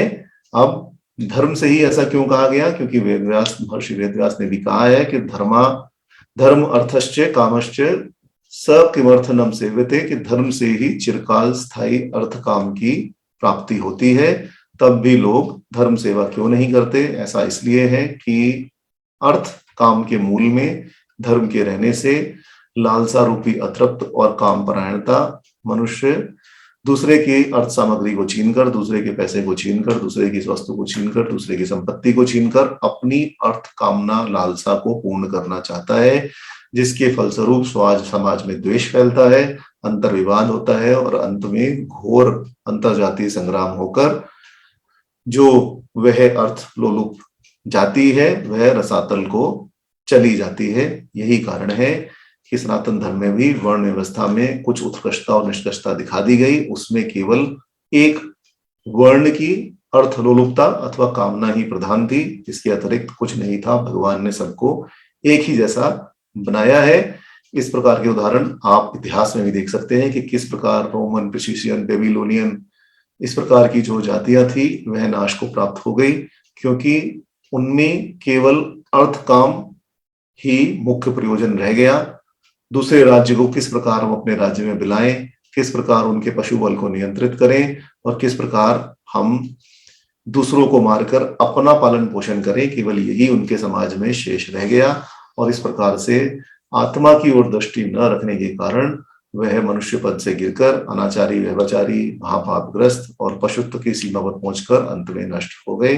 यही कारण है कि सनातन धर्म के जो दूरदर्शी, तत्वदर्शी पूज्यपाद महर्षि हैं, उन्होंने न केवल अर्थ काम तथा पशु बल के प्रभाव से स्थूल शरीर की स्वतंत्रता को ही स्वतंत्रता नहीं कहा, परंतु अर्थ काम धर्म मोक्ष चारों की सहायता से शरीर, मन, बुद्धि और आत्मा चारों की स्वतंत्रता को ही स्वतंत्रता कहा है, स्वराज सिद्धि का साधन कहा है। मन या बुद्धि यदि विषयों की परतंत्र रहेगी, विषयों के अधीन रहेगी, तो केवल स्थूल शरीर की स्वतंत्रता अनर्गल ही प्रतीत होगी, बेकार ही लगेगी, वह कभी भी किसी प्रकार से अच्छी नहीं लगेगी और वह केवल जीव को दुर्दशा और अधोगति में ही डाल देगी, इसमें कोई संदेह नहीं है। इसलिए अर्थ, काम और शास्त्र शक्ति के द्वारा स्थूल शरीर का स्वराज्य, धर्म बल से मन बुद्धि का स्वराज्य तथा ज्ञान बल से आत्मा स्वराज्य, इस प्रकार की स्वराज्य सिद्धि में ही पूर्ण स्वराज्य सिद्धि बताई गई है, जिसका उपदेश हमारे महर्षियों ने समस्त हिंदू धर्मावलंबियों के लिए, सनातन धर्मियों के लिए किया है। और यह उपदेश यही है कि चतुर्वर्ण व्यवस्था के द्वारा अनायास ही इस चतुष्पाद पूर्ण स्वराज की सिद्धि होती है। और यही कारण है कि आप धर्मशास्त्रों में देखें अथवा किसी भी आप ऋषि महर्षि के व्याख्यान में देखें तो वर्ण व्यवस्था पर इतना बल दिया जाता है। वह बल किसी को ऊंचा या किसी को नीचा दिखाने के लिए नहीं है, वह इसीलिए है कि ये जो चारों पैर हैं ये सभी एक समान रहें और हमारा धर्म संपूर्ण रूप से स्थिर रूप से खड़ा रहे। यदि एक भी पैर ठीक से नहीं चला तो वह धर्म नहीं चल पाएगा, वह स्थिर ही रह जाएगा और इस प्रकार से धर्म की उन्नति नहीं होगी। यही इसीलिए कहा जाता है कि चारों वर्णों को अपने अपने कर्तव्यों को पूर्ण रीति से पालन करना चाहिए। इसी को अनुशासन बताया गया है। काम मीमांसा शास्त्र का सिद्धांत है कि काम प्रधान शूद्र, अर्थ प्रधान वैश्य, धर्म प्रधान क्षत्रिय, मोक्ष प्रधानो ब्राह्मण। इसका अर्थ यह नहीं है कि ब्राह्मण में मोक्ष का प्रधान है, क्षत्रिय में धर्म का प्रधान है, वैश्य में अर्थ का प्रधान है और शूद्र में केवल कामना प्रधान है। ऐसा नहीं है, तीनों गुण सभी में रहते हैं और यही तीनों गुण सब में एक दूसरे की सृष्टि करते हैं। परंतु यहाँ केवल यही कहा गया कि जितने भी कामना रूपी धर्म हैं उन सभी को शूद्र को कर अन्य सभी धर्मों को उनको देना चाहिए।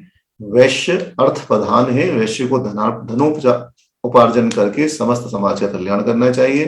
क्षत्रिय को धर्म स्थिर रखना चाहिए और ब्राह्मण को मोक्ष प्राप्ति के कारण समाज को बताने चाहिए, समाज को मोक्ष की ओर अग्रसर करना चाहिए।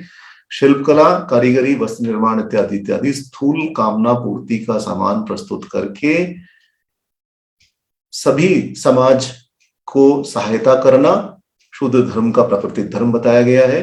एक मीमांसा शास्त्र का जो सिद्धांत है उसके हिसाब से कृषि वाणिज्य आदि द्वारा उचित अर्थ संग्रह करके धन लाभ करके सभी जातियों का, सभी समाज का कल्याण करना वैश्य का प्राकृतिक धर्म है।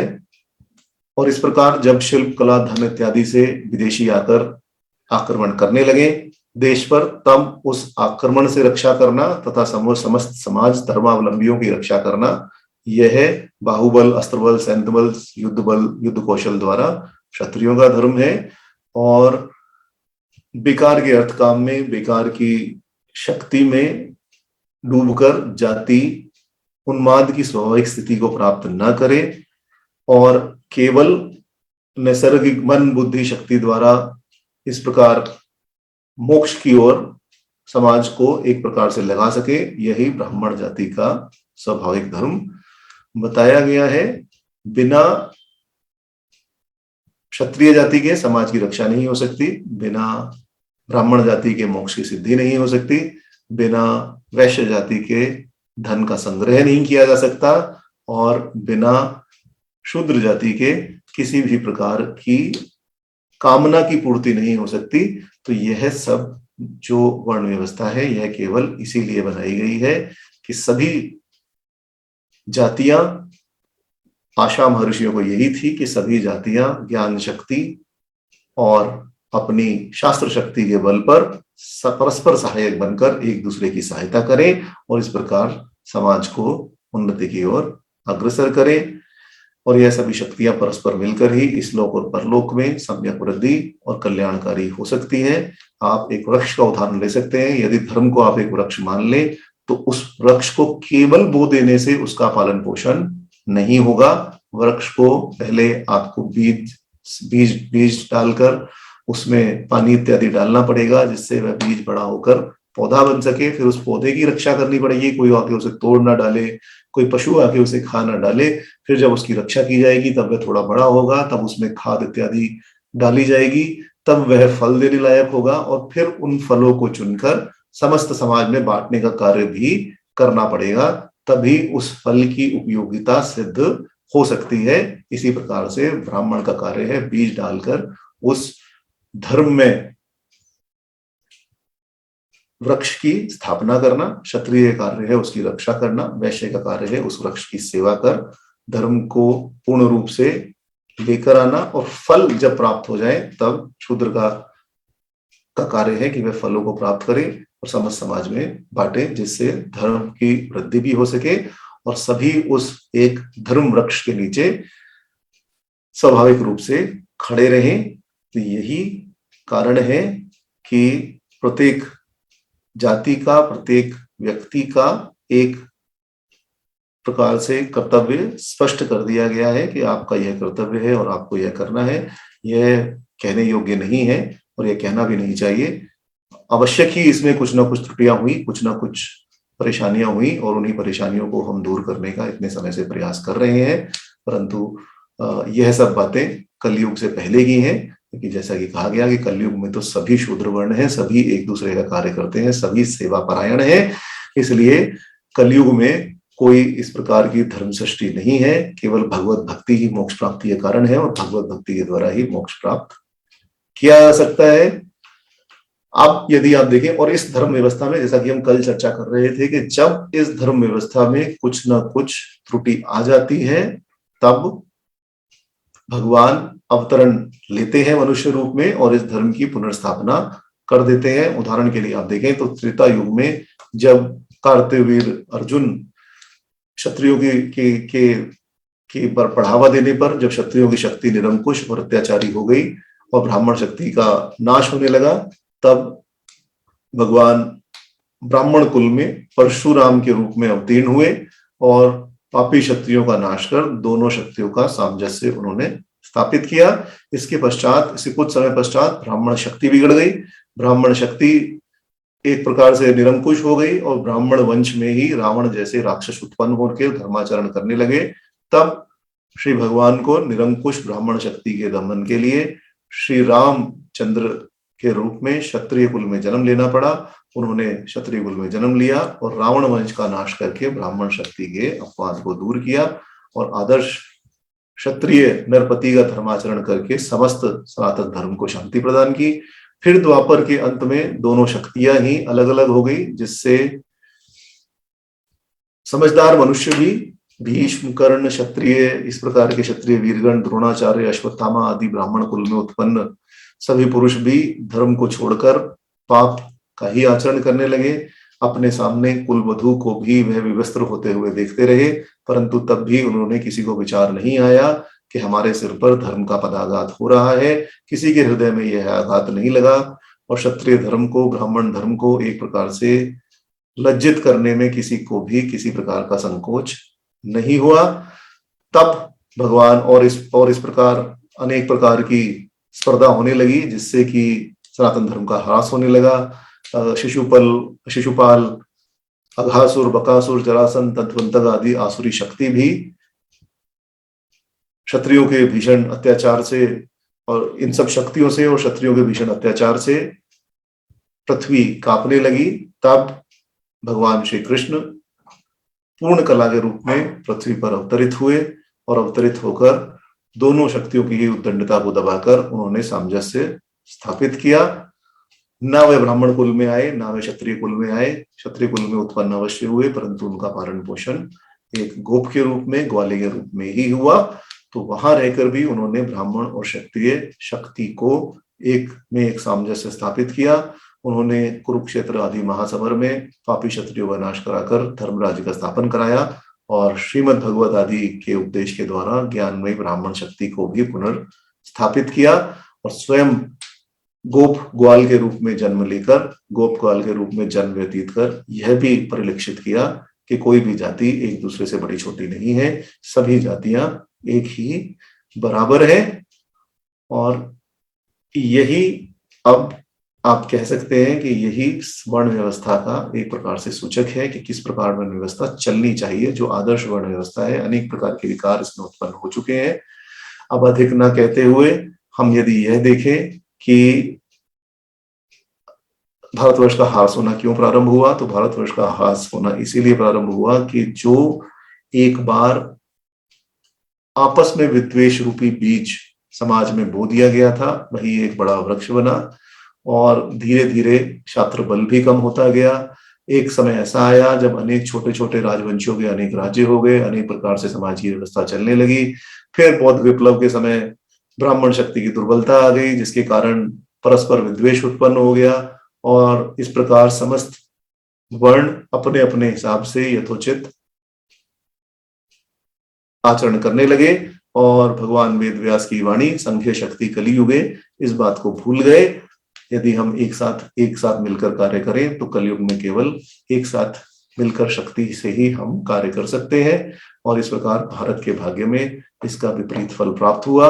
हम अलग अलग अपने अपने वर्ण के हिसाब से कार्य करने लगे। कुछ विदेशी आक्रमणकारियों ने इसे और अधिक बढ़ाया। फिर उचित सहायता न मिलने के कारण क्षत्रिय जाति में शक्तिहीनता और धार्मिक दुर्बलता बढ़ गई और इसी कारण जब अलग अलग वर्ण अलग अलग विषमगामी हो गए, अलग अलग विषम परिस्थितियों में चले गए, तब भारत पर विदेशी आक्रमणकारियों ने आक्रमण किया, खूब लूटा और अंत में छात्र शक्ति को पराजित कर भारत पर अपना शासनाधिकार जमा लिया। तो अवनति का कारण भी यही है कि वर्ण व्यवस्था में दूषिता आ गई, विद्वेष फैल गया और जब यह विद्वेष फैल गया तब भारत की स्वतंत्रता भी अक्षुण्ण नहीं रही। भारत भी अपनी स्वतंत्रता खो दी और हमें इस प्रकार का शासनाधिकार सबसे पहले मुगलों द्वारा और फिर ब्रिटिशरों द्वारा देखना पड़ा। अब भगवान वर्ण व्यवस्था यहीं तक, इसके अधिक कहने का अर्थ अब आगे नहीं है। यदि हम इसके विपरीत शक्तियों में अभी जाएंगे तो कहने के लिए बहुत कुछ हो जाएगा, परंतु मूल रूप से कहने का अर्थ यही था कि भगवान जो यहाँ कह रहे हैं कि यह मैंने ही बनाई है, यह क्यों बनाई है यह स्पष्ट करना आवश्यक था। बिकॉज क्योंकि इस प्रकार की अनेक बातें भगवान के विषय में भी कही जाती है और सनातन धर्म के विषय में भी कही जाती है। आजकल जो धर्मांतरण का खेल चल रहा है उसमें यह दो तीन चीजें, मूर्ति पूजा, अवतारवाद और वर्ण व्यवस्था, इसी पर प्रतिघात कर यह कहा जाता है कि सनातन धर्म निष्कष्ट है, इसलिए आप हमारे धर्म में आ जाओ। परंतु जो भी धर्म के लोग ऐसा कहते हैं, मैं उनसे पूछना चाहता हूँ, क्या आपके यहाँ शिल्प कारीगरी नहीं होती? क्या आपके यहाँ मौलवी बैठकर पूजा नहीं करता? क्या आपके यहाँ कोई प्रीस्ट बैठकर पूजा नहीं करता? यदि ऐसा है तो वर्ण व्यवस्था आप में भी है और हम में भी है, आप में और हम में किसी प्रकार का कोई भेद नहीं है। तो भगवान यही आगे स्पष्ट करते हुए कहते हैं कि मैं किसी भी प्रकार के कर्मों में लिप्त नहीं होता और न ही मेरी कर्म के फल में स्पृहा रहती है। यह आगे अर्जुन से कहते हुए कहते हैं कि नाम कर्माणि लिप्यन्ति नामे कर्म फले स्पृहा इति मां यो अभिजानाति कर्म भी न सबध्यते इति माम य अभिजानाति कर्म भी न सबध्यते एवं ज्ञात्वा कृतं कर्म पूर्वे अपि मुमुक्षुभिः कुरु कर्म एव तस्मात् त्वं पूर्वे पूर्वतरं कृतं कुरु कर्मेत तस्मात् त्वं पूर्व पूर्वतरे कृतं। कि मैं कर्मों में लिप्त नहीं होता और न ही कर्म फलों में मेरी इच्छा है, ऐसा जो मुझे जानता है वह कर्म बंधन में बद्ध नहीं होता, अर्थात वह कर्मों में कभी भी नहीं बंधता। पूर्व काल में प्राचीन मोक्ष अर्थियों ने भी आत्मा के लिए निर्लिप्त स्वरूप को जानकर ही कर्म किया था, तथा उनसे भी प्राचीन मोक्ष अर्थियों ने कर्म किया था, अतः तुम भी कर्म ही करो। इस प्रकार परमात्मा किसी में लिप्त नहीं होते और किसी भी प्रकार परमात्मा की स्पृहा नहीं रहती। यह जानने पर अपनी आत्मा के विषय में योगी को ऐसा ही ज्ञान प्राप्त हो जाता है, क्योंकि वह दोनों सत्ता अभिन्न है। इस प्रकार के योगी को कर्म बंधन नहीं हो सकता। अर्जुन के प्रति भगवान का उपदेश यही है कि प्राचीन जनक आदि कर्मयोगियों द्वारा स्थापित इसी आदर्श मार्ग का अनुसरण करके उन्हें भी निष्काम कर्मयोग में ही प्रवृत्त हो जाना चाहिए। पिछले श्लोक में भगवान ने यह कहा कि चारों वर्णों को बनाने वाला होकर भी मैं अकर्ता ही हूँ। इसी का स्पष्टीकरण करते हुए कहते हैं कि मुझ पर किसी के भी कर्मों का लेप नहीं होता, क्योंकि कर्मों के फल में मेरी स्पृहा अर्थात इच्छा नहीं होती। कर्म स्वयं आत्मा पर लेप करने वाला अथवा आत्मबंधन करने वाला नहीं है, परंतु मनुष्य की बुद्धि में जो राग द्वेष होते हैं वही बुद्धि पर लेप करने वाले अथवा आत्मबंधन का कारण करने वाले होते हैं। राग द्वेष की प्रेरणा से जो कर्म किए जाते हैं वही बंधन का कारण होते हैं, वही उस कर्म में मनुष्य को बांधने वाले होते हैं। राग अथवा द्वेष मनुष्य के फल की प्राप्ति के कारण ही उत्पन्न होते हैं। साधारण मनुष्य को पहले फल की इच्छा होती है, फिर फल की इच्छा से उपाय की इच्छा होती है, उसके प्रयत्न होकर शरीर चेष्टा रूपी कर्म करता है और फिर उसे उस फल की प्राप्ति होती है। परंतु साधारण मनुष्यों का यह क्रम ईश्वर पर लागू नहीं होता, क्योंकि ईश्वर की न तो फल में किसी प्रकार की कोई इच्छा होती है, न ही उस फल को प्राप्त करने में राग द्वेष ही है। तब ईश्वर के जो कर्म होते हैं वह राग द्वेष की प्रेरणा से नहीं होते, परंतु सामान्य रूप से मनुष्यों को लाभ पहुंचाने के लिए ही हुआ करते हैं। जैसे कि सूर्य भगवान यदि अपने ताप से प्रकाश देते हैं तो वह किसी के राग द्वेष से नहीं देते। ऐसा नहीं है कि इसको मैं अधिक तपाऊंगा और इसको मैं शांति प्रदान करूंगा, परंतु सर्वसाधारण के उपकार के लिए ही उनकी उष्णता अथवा प्रकाश होता है। यही कारण है कि उनकी उष्णता अथवा प्रकाश किसी के प्रति ज्यादा अथवा कम नहीं होता, परंतु और सभी को बराबर रूप से प्राप्त होता है। ईश्वर की भी यही महिमा है कि उनकी जो कृपा है वह सभी को बराबर रूप से प्राप्त होती है। अब आप उस कृपा को प्राप्त करने के लिए कितना प्रयत्न करते हैं यह उस पर निर्भर करता है। दूसरा, यह उस पर भी निर्भर करता है कि आप किस फल की आशा लेकर भगवान से प्रार्थना करते हैं। जिस फल की आप इच्छा भगवान से करेंगे, वही इच्छा भगवान आपकी पूर्ण करेंगे। कई महात्माओं ने इस श्लोक का संबंध ब्रह्म सूत्र के साथ जोड़ा है। वैमनस्य नैघृणे च साक्षेपत्वात्, अर्थात भगवान किसी प्राणी को सुख देते हैं और किसी को दुख देते हैं, इसमें उनमें विषमता अर्थात भेदभाव प्राप्त होगा और बहुत से प्राणियों को दुख देने के कारण ईश्वर में निर्दयता भी स्थापित हो जाएगी। इसका उत्तर इस सूत्र में दिया गया है कि ईश्वर प्राणियों को अपने अपने कर्म के अनुसार फल देते हैं, इसलिए उसमें किसी भी प्रकार की विषमता अथवा निर्दयता का प्रसंग ही उत्पन्न नहीं होता। श्रीमद् भागवत गीता में भी बार बार यह स्पष्ट किया गया है कि फल के प्रति राग द्वेष की भावना होने के कारण ही आत्मा में बंधन आता है। यदि फल की इच्छा ही न होगी तो कर्म करते रहने पर भी न आत्मा में उनका लेप होगा, न ही वह कर्म आत्मा के बंधक होंगे। धर्म शास्त्रों में भी ऐसे अनेक वचन मिलते हैं कि क्रियामाणो उपकारे तु हेते विप्रे न पातकम, अर्थात चिकित्सा आदि उपकार करते करते ब्राह्मण आदि की यदि मृत्यु हो जाए तो चिकित्सक पर कोई पातक नहीं लगता। इससे भी बुद्धि की ही प्रधानता सिद्ध होती है कि बुद्धि में द्वेष तभी पातक होता है, हित बुद्धि से यदि उपकार किया जा रहा है तो पातक पाप नहीं लगता। और यही आप आधुनिक समाज में भी देखें तो जो जितने भी आप यह आईपीसी इत्यादि कानून देखेंगे, उनमें सबसे पहले मानसिक वृत्ति को ही मुख्य समझा जाता है। यदि किसी कार्य की करने में वो मानसिक वृत्ति नहीं है अपराध करने की, तो उसे अपराधी नहीं माना जाता, जिसे कि कानून की भाषा में, लीगल टर्मिनोलॉजी में मेंस रिया कहा जाता है। यदि आप उस मेंस रिया को अपराध से दूर कर दे, अपराध करने की जो मानसिक वृत्ति है उस वृत्ति को हटा दे और अपराध करने में यदि मानसिक वृत्ति ना मानी जाए, तब उस व्यक्ति को अपराधी नहीं माना जाता। और यह यहाँ भी स्पष्ट रूप से कहा गया है कि सामान्य रूपों से कर्म करने वाले उन कर्मों का फल का कोई प्रभाव परमात्मा पर नहीं पड़ता, क्योंकि परमात्मा में इस प्रकार की द्वेष बुद्धि नहीं है। न तो किसी के प्रति स्पृहा है, न तो किसी के प्रति प्रेम है, और न ही किसी के प्रति द्वेष है। और उनके कर्मों के अनुसार ही, मनुष्य के कर्मों के अनुसार ही जब उन्हें फल प्राप्त होता है, तब किसी भी प्रकार से हम भगवान को कैसे उसका दोषी ठहरा सकते हैं। आप देख सकते हैं समाज में यह भावना बहुत स्थिर रूप से है कि यदि कुछ अच्छा प्राप्त हो गया तो मैंने अच्छे कर्म किए थे, मुझे यह प्राप्त हुआ, परंतु यदि बुरा प्राप्त हो गया तो हे भगवान, आपने ये क्या करा दिया। तो जो अच्छे कर्म किए वो तो हमारी वजह से मिले, वो तो हमें मिलने ही चाहिए थे, वो तो हमारे कर्मों का फल है। परंतु कुछ यदि बुरा प्राप्त हुआ तो भगवान का दोष है, भगवान ने मेरे साथ ऐसा कर दिया। ना तो भगवान का दोष है और ना ही भगवान की आप में स्पृहा है। यदि आपके कर्मों के अनुसार आपको अच्छे फल की प्राप्ति होती है तो आप ही के कर्मों के अनुसार आपको बुरे फल की भी प्राप्ति होती है।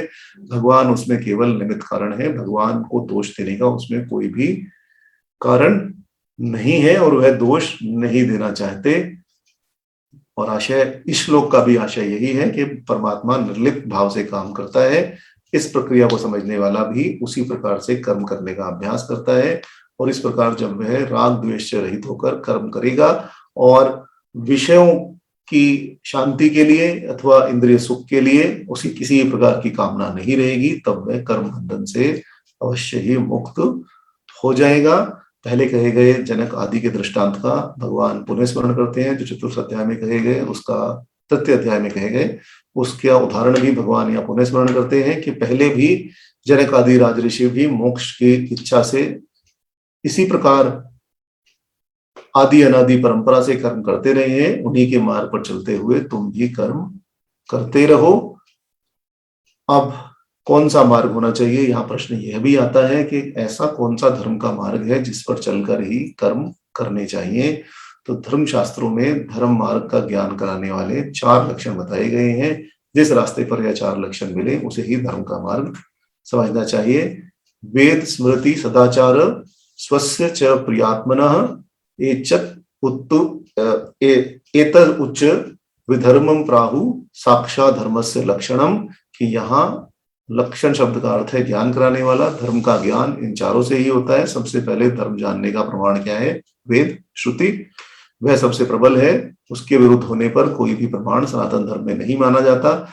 जिस विषय में वेदों ने, श्रुति जब कहते हैं तो वेद, ब्राह्मण, उपनिषद तीनों को मिलाकर, तो जब श्रुति ने कुछ नहीं क्या कहा है या संक्षिप्त रूप से ही कोई आज्ञा दी है तो उस विषय में स्मृति को प्रमाण मानना चाहिए। श्रुति की संक्षिप्त उक्ति ही स्मृति है, और कई विषय जानकारी, विधि अथवा जिसका कोई ज्ञान ना हो उसके विषय में स्मृति की आज्ञा मानना भी माननीय है, परंतु श्रुति से यदि विरुद्ध है तब स्मृति भी अप्रमाण ही मानी जाती है। तीसरा धर्म प्रमाण सदाचार है, जहां श्रुति और स्मृति, सबसे पहले श्रुति में देखिए, श्रुति में ना मिले तो स्मृति में देखिए, स्मृति में ना मिले तो सदाचार का पालन कीजिए। शास्त्र की ऐसी ही मर्यादा है। परंतु महाभारत में युधिष्ठिर आदि ने अनेकों स्थानों पर सदाचार को ही मुख्य कहा है। इसका आशय यही है कि श्रुति और स्मृति का आशय समझना साधारण मनुष्यों के लिए अत्यंत कठिन है। जब तक वेद शास्त्रों की अथवा स्मृतियों की विधिवत शिक्षा न ली जाए, किसी योगी मनुष्य के चरणों में बैठकर उसकी शिक्षा न ली जाए, तब साधारण सर्वजन साधारण के लिए सदाचार ही सुगम मार्ग है।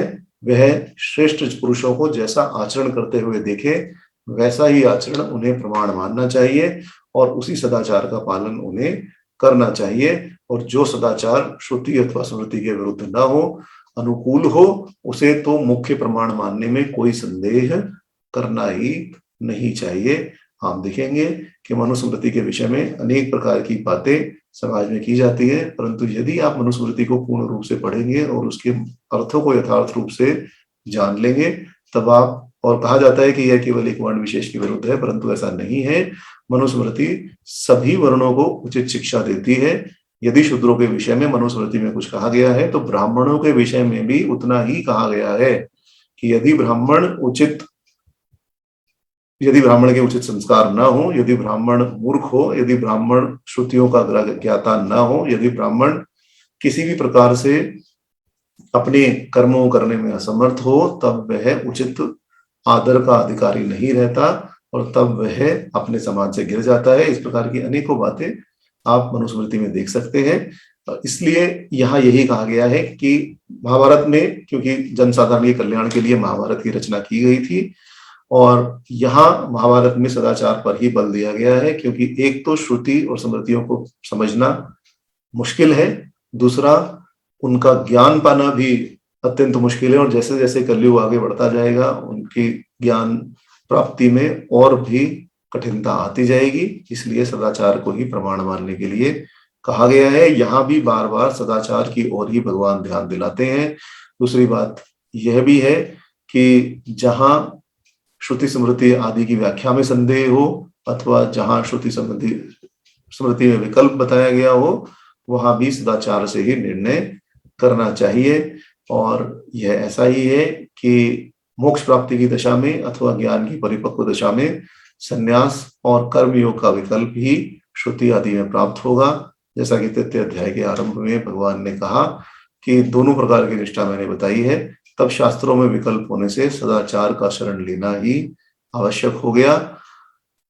और यहाँ सदाचार में भी दोनों मार्ग आप देख सकते हैं। शुकदेव आदि धर्म प्रत्याग के आदर्श भी मिलते हैं और जनक आदि कर्मयोग के आदर्श भी मिलते हैं। इस दशा में भी सदाचार से विकल्प प्राप्त होगा, परंतु अर्जुन यहाँ क्षत्रिय है, युद्ध करने के लिए युद्ध भूमि में खड़े हैं, इसलिए उन्हें राजऋषि जनक आदि के सदाचार का ही अनुकरण करना चाहिए, अर्थात कर्म योग में ही प्रयुक्त होना चाहिए।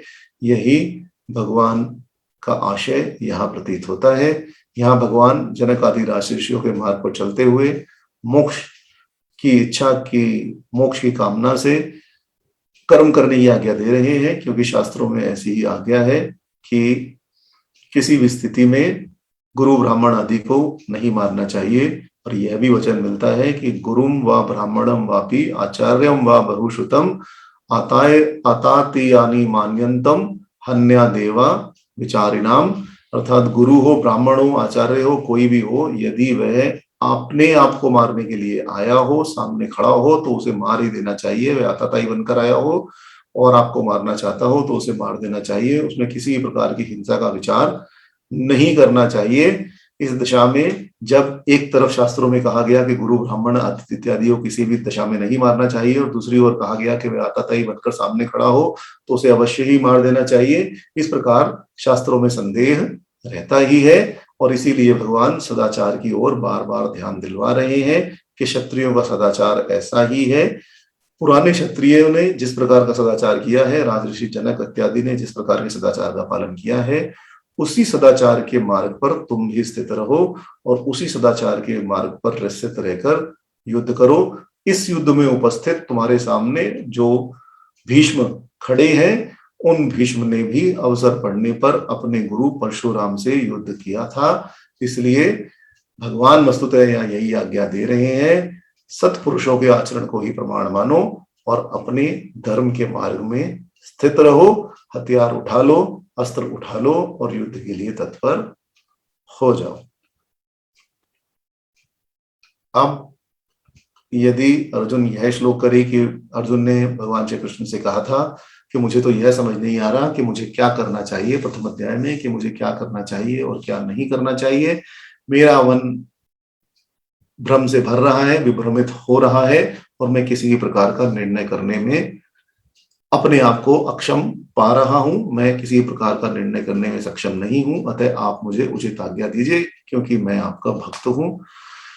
तो यहाँ भगवान द्वितीय अध्याय में कहा कि मैं आपका भक्त हूं, अतः आप मुझे उचित शिक्षा दीजिए। तो यहाँ भगवान उसी विषय में आगे कहना प्रारंभ करते हैं। किम कर्म किम कर्म इति कव्य अपि अत्र मोहिता तत्ते कर्म प्रविक्ष्यामि यत् ज्ञात्वा मोक्षसे अशुभात् कर्मण हि अपि बोधवयं च विकर्मणः अकर्मणः च बोधवयं गहना कर्मण गति कर्मणि अकर्मयः पश्चेत् अकर्मणि च कर्मयः स बुद्धिमान् मनुष्येषु स युक्त कृत्सनन् कृतः स बुद्धिमान् मनुष्येषु स युक्त कृत्सन कृत। तो भगवान उसी विषय को यहाँ कहते हुए कहते हैं कि कर्म क्या है और अकर्म क्या है, इस प्रकार का निर्णय करने में बुद्धिमान पुरुष भी भ्रमित हो जाते हैं। इसलिए मैं तुमसे अब कर्म का यथार्थ तत्व कहूंगा, जिसे जानकर तुम अशुभ संसार बंधनों से मुक्त हो जाओगे। कर्म का तत्व भी जानना चाहिए, विकर्म का स्वरूप भी समझना चाहिए और अकर्म का तत्व भी जानना चाहिए, क्योंकि इन विकर्म और अकर्म का तत्व गहरा है, जल्दी से समझ आने वाला नहीं है। जो अकर्म से कर्म और कर्म से अकर्म देखता है, वही मनुष्यों में बुद्धिमान, योग युक्त तथा संपूर्ण कर्मों को करने वाला है। अब इन श्लोकों में कर्म, अकर्म और विकर्म, इन तीनों का तत्व फल विचार से बहुत ही उत्तम रीति से भगवान ने यहाँ बताया है। फल आकांक्षा से रहित होकर विहित कर्मों को करना ही कर्म है। फल आकांक्षा न रहने पर ऐसे कर्मों द्वारा कोई अपूर्व बंधन या प्रतिक्रिया उत्पन्न नहीं होती, इसलिए इसे अकर्म अर्थात कर्म न करने के तुल्य ही बताया गया है। कर्म क्या है? जो भी आपकी विहित कर्म है, उन कर्मों को करना ही कर्म है। उन कर्मों में यदि आप फलासक्ति का त्याग कर दें तो वही अकर्म है, क्योंकि वह आप कर्म कर रहे हैं परंतु फल प्राप्ति की आशा नहीं कर रहे। तो यही उसे कर्म न करने के तुल्य बताया है। और यही कर्म कर्मण्य कर्म न पश्चेत, अर्थात कर्म में जो कर्मा भाव देखता है, इस श्लोकांश का अर्थ निकलता है। दूसरे पक्ष में भी प्रकृति का वेग भी है, प्रकृति कर्म करने के लिए प्रेरित भी करती है, तब भी बलपूर्वक किसी ने कर्म त्याग कर दिया, तब इसे अकर्म कहा गया। इस अकर्म को ही कर्म कहा गया।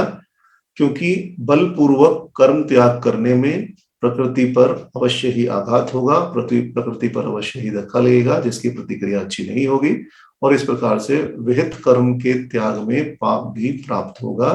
अतः इस ऐसे अकर्म को भी कर्म ही कहा गया, और यही अकर्माणि च कर्म च इस श्लोकांश का अर्थ है। विकर्म का अर्थ विपरीत कर्म अर्थात अविहित शास्त्र निहित कर्म है। इस प्रकार से जो कर्म अकर्म विकर्म के तत्व को जानता है वही बुद्धिमान है, वही योगी है, और वही कृत्स्नम कर्म कृत अर्थात वही सब कुछ करने वाला है। उसकी यह निश्चयात्मक बुद्धि, जिसका वर्णन द्वितीय अध्याय में भगवान श्री कृष्ण ने किया था, कि उसकी यह निश्चयात्मक बुद्धि, स्थिर बुद्धि, इन कर्मों की तीनों विभागों के विवेचन से उसे परमात्मा की ओर ले जाती है। इस कारण वही यथार्थ में बुद्धिमान है। ऐसे निष्काम कर्मी परमात्मा में युक्त होकर ही कर्म करते हैं, इस कारण वह युक्त भी है, और इसी निष्काम कर्म में समस्त कर्म की पराकाष्ठा भी है, क्योंकि इसी से मोक्ष की प्राप्ति हो सकती है। इसलिए वही कृत्स्नम कर्म कृत्य कहलाने योग्य है। इसी से भगवान ने गहन कर्म तत्व का रहस्य बता दिया, जिसका ज्ञान होने पर जीव कर्म बंधन से मुक्त हो जाता है और परम पद को प्राप्त कर लेता है। यहाँ पहले श्लोक में कर्म और अकर्म दो का ही उल्लेख है, परंतु दूसरे श्लोक में विकर्म नाम से तीसरा न करने योग्य कर्म और सम्मिलित कर दिया गया। इसका अभिप्राय यही निकलता है कि जिसे स्थूल दृष्टि से शुभ कर्म समझा जाता है, उसमें भी जो सूक्ष्म दृष्टि से विरुद्ध कर्म या कर्म का अभाव दिखाई देता है, और विरुद्ध कर्म या कर्म के अभाव में जो भी कुछ कर्म दिखाई देता है वह बुद्धिमान है। इस प्रकार उसकी प्रशंसा, बुद्धिमान है उसी की श्रेष्ठ समझना चाहिए, इस प्रकार उसकी प्रशंसा की गई है। भगवान शंकराचार्य यहाँ इसका तात्पर्य यह बताते हैं कि देह इंद्रिय आदि का कर्म जिस समय हो रहा हो उस समय भी आत्मा में कोई कर्म नहीं होता, क्योंकि आत्मा सदा ही निर्लिप्त है, सदा ही अकर्ता है। जो इस बात को सदा विचार करता है, और स्थूल दृष्टि से जिस समय देह इंद्रिय आदियों में कोई कर्म नहीं है अर्थात वह शांत भी है, उस समय भी उनमें कर्म है, क्योंकि प्रवृत्ति की तरह निवृत्ति भी कर्म ही है, अर्थात कर्म को रोकना भी एक प्रकार से कर्म है। पहले तीसरे अध्याय के 5वें श्लोक में यह कह आए हैं कि प्रकृति के गुण सदा क्रियाशील है, वे अपने द्वारा बनाए हुए देह इंद्रिय आदि में सदा ही कर्म करते रहते हैं, कभी भी शांत नहीं बैठते। उस स्वाभाविक कर्म को रोकने के लिए भी प्रयत्न की आवश्यकता होगी। इस प्रकार चुपचाप बैठे रहने के समय भी कर्म को प्रयत्न पूर्वक रोकना भी एक प्रकार से कर्म ही हो गया।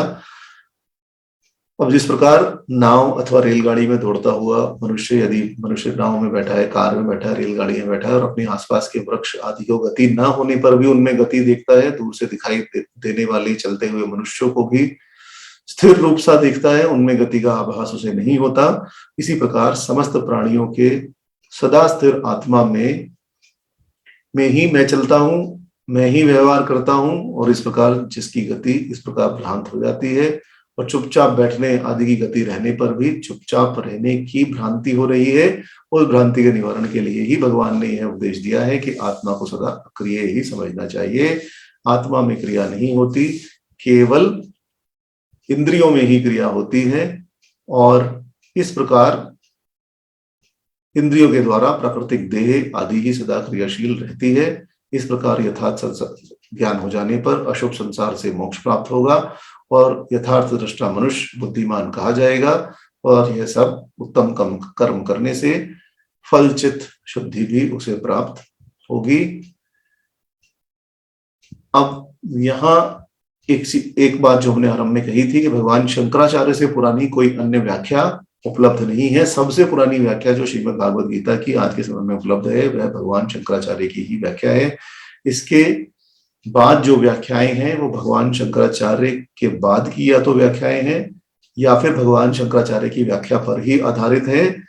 शंकराचार्य ने अनेक जगहों पर अपने पुराने व्याख्याताओं का खंडन किया है, और कहीं यह भी कहा है कि इस श्लोक में यदि हम देखें तो इस श्लोक का आशय यह भी माना जाता था कि नित्य नैमित्तिक कर्मों में जो कर्म दिखता है, अर्थात नित्य नैमित्तिक कर्मों का कोई फल नहीं होता, इस कारण निष्फल होने से उन्हें ही अकर्म समझना चाहिए, और नित्य नैमित्तिक कर्मों का न करना जो अकर्म है उसे पाप का उत्पादक होकर देना ही उसे पाप का उत्पादक होने के कारण उसे ही कर्म समझना चाहिए।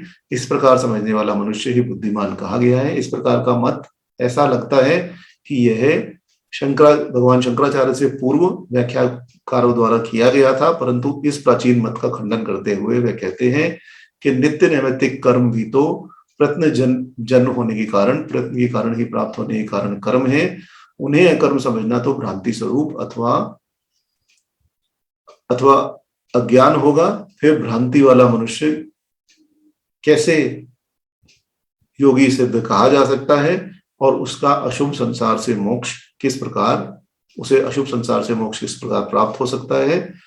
और कहीं भी अन्य शास्त्रों में ऐसा विधान नहीं है कि नित्य नैमित्तिक कर्मों को ही अकर्म समझना चाहिए, वे सर्वथा निष्फल है, यह बात नहीं कही जा सकती।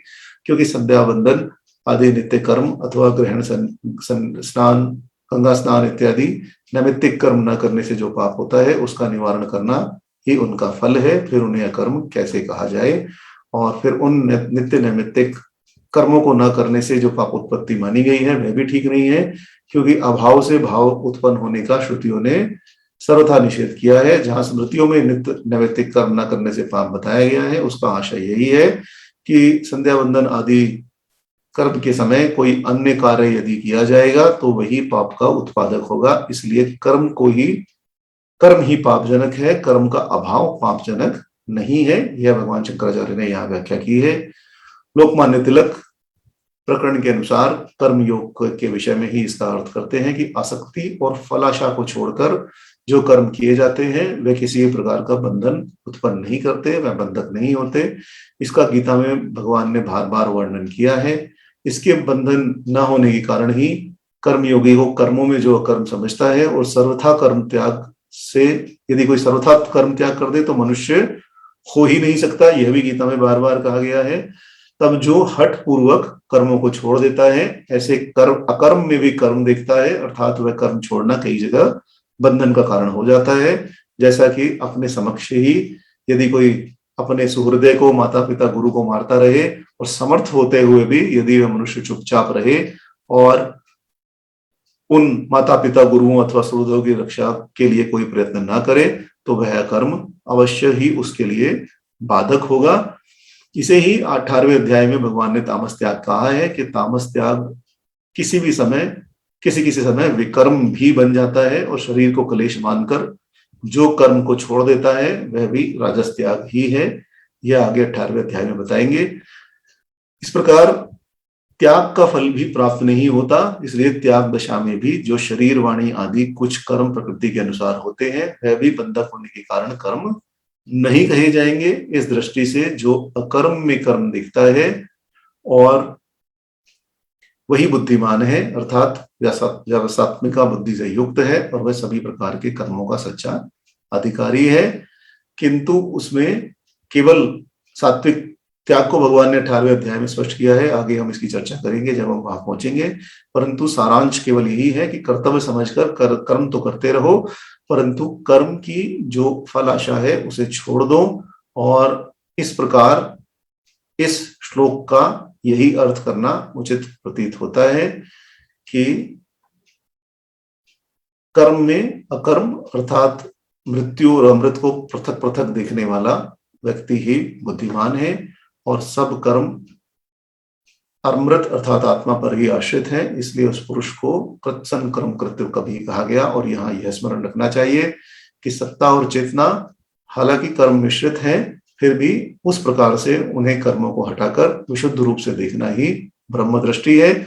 उसी के प्राप्त हो जाने पर मनुष्य बुद्धिमान कहा जाता है और अशुभ संसार से मुक्त हो जाता है। सारांश में भगवान ने अर्जुन को यही समझाया है कि तुम जो अपना धर्म सिद्ध युद्ध छोड़कर निश्चल रूप से कर्म रहित अकर्मा बनना चाहते हो, उस अकर्म की सूक्ष्मता को अपनी बुद्धि द्वारा नापो, उसकी बुद्धि द्वारा देखो, और यदि राग द्वेष फलासक्ति आशाओं को छोड़कर अपना धर्म मानना युद्ध करो तो वह बंधक न होने के कारण अकर्म ही होगा। यह विषय सूक्ष्म दृष्टि से देखने पर तुम बुद्धिमान अधिकारी बनोगे और अपने जीवन में उन्नति लाभ ले सकोगे।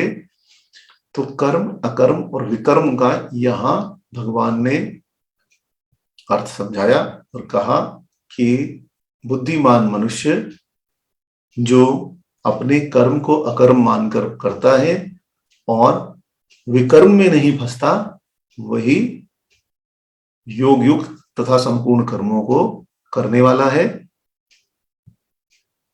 और उसी को बुद्धिमान मानना चाहिए। अब आगे योगी महात्मा पुरुषों के आचरण और उनकी महिमा को बताते हुए भगवान श्री कृष्ण कहते हैं, यस्य सर्व समारंभा काम संकल्प वर्जिता ज्ञान अग्नि दग्ध कर्माण तह आह पंडिता बुद्धा। ज्ञान अग्नि दग्ध कर्माण तम आहु पंडितम बुद्धा। त्वक्ता कर्म फल आसंगम नित्य तृप्तो निराशय कर्माणि अभिपर्वर्त अपि न एव किंचित करोति स। निराशीयत चित्तात्मा त्यक्त सर्व परिग्रह शारीरम केवलम कर्म कुर्वन् ना आपनोति किल्बिषम्। यदृच्छालाभ संतुष्ट द्वंद्वातीत विमत्सरः संसिद्धो असिद्धो च कृत्वा अपि न निभ्यते। गत्संगस्य मुक्तस्य ज्ञान विस्तत चेतस यज्ञाय आचरत कर्म समग्रम प्रविलीयते। तो भगवान यहाँ योगी महात्माओं के आचरण और उसकी महिमा 19वें श्लोक से लेकर 23वें श्लोक तक कहते हैं कि जिसके समस्त कर्मफल की इच्छा और कर्तव्य अभिमान समाप्त हो गए हैं, वह कर्मफल की इच्छा और कर्तव्य के अभिमान से रहित है, तथा जिसके समस्त कर्म ज्ञान रूप अग्नि द्वारा भस्म हो गए हैं, उस महापुरुष को विद्वान जन पंडित कहते हैं। जो कर्म और फल की आसक्ति छोड़कर नित्य तृप्त और निराश्रय रहता है, वह कर्मों को भली भांति करता हुआ भी वास्तव में कुछ नहीं करता। जो तृष्णा शून्य है, जिसने तृष्णा को त्याग दिया है, जिसने अपने मन और इंद्रियों को वश में कर लिया है और जिसने समस्त भोगों की सामग्री का परित्याग कर दिया है, ऐसा आशा रहित मनुष्य केवल शरीर संबंधी कर्म करता हुआ भी सांसारिक बंधन को प्राप्त नहीं होता। जो बिना प्रयत्न किए अपने आप प्राप्त हुए लाभ में ही सदा संतुष्ट रहता है, जो ईर्ष्या से शून्य है, जो हर्ष शोक आदि द्वंद्वों से दूर हो गया है तथा सिद्धि और असिद्धि में समान रूप से स्थित रहता है, वह मनुष्य केवल शारीरिक संबंधी कर्म करता हुआ भी उनमें नहीं फंसता, उनमें उसे बंधन प्राप्त नहीं होता। फलासक्ति से रहित, राग द्वेष से मुक्त, ज्ञान में स्थित तथा यज्ञ भाव से कर्म करने वाले पुरुष के सभी कर्म अपने फल के सहित सर्वथा नष्ट हो जाते हैं। पिछले श्लोक में भगवान इस रहस्य को भली प्रकार से कह आए हैं कि निष्काम कर्म ही अकर्म है, बलपूर्वक कर्म का त्याग अकर्म नहीं है। अब इन श्लोकों में ऐसे निष्काम कर्मयोगी कर्मयोग के द्वारा किस प्रकार आध्यात्मिक उन्नति करते हुए राग द्वेष पाप आदि से मुक्त होकर ब्रह्म भावना द्वारा अपने समस्त कर्मों को कैसे ब्रह्मा में विलीन कर सकते हैं, वह यही बताया गया है। पहले श्लोक में ऐसे 19वें श्लोक में ऐसे पुरुष के कर्म को ज्ञान अग्नि द्वारा दग्ध कहा गया। ज्ञान अर्थात विवेक की अग्नि कर्म की वासना को जलाकर, कर्म की कामना को जलाकर निष्काम कर्म को भी अकर्म बना देती है। इसी को ज्ञानाग्नि दग्ध कर्म कहा गया। इसमें कामना ही जलती है, कर्म नहीं जलते। ऐसे पुरुष पंडित कहलाते हैं, क्योंकि उनकी पंडा अर्थात वेदों द्वारा उज्जवल बुद्धि का विकास हो चुका है और यही सर्वोत्तम लक्षण है। आशा यही है कि अकर्म में अर्थात बिना 1 मिनट का समय मुझे दीजिएगा।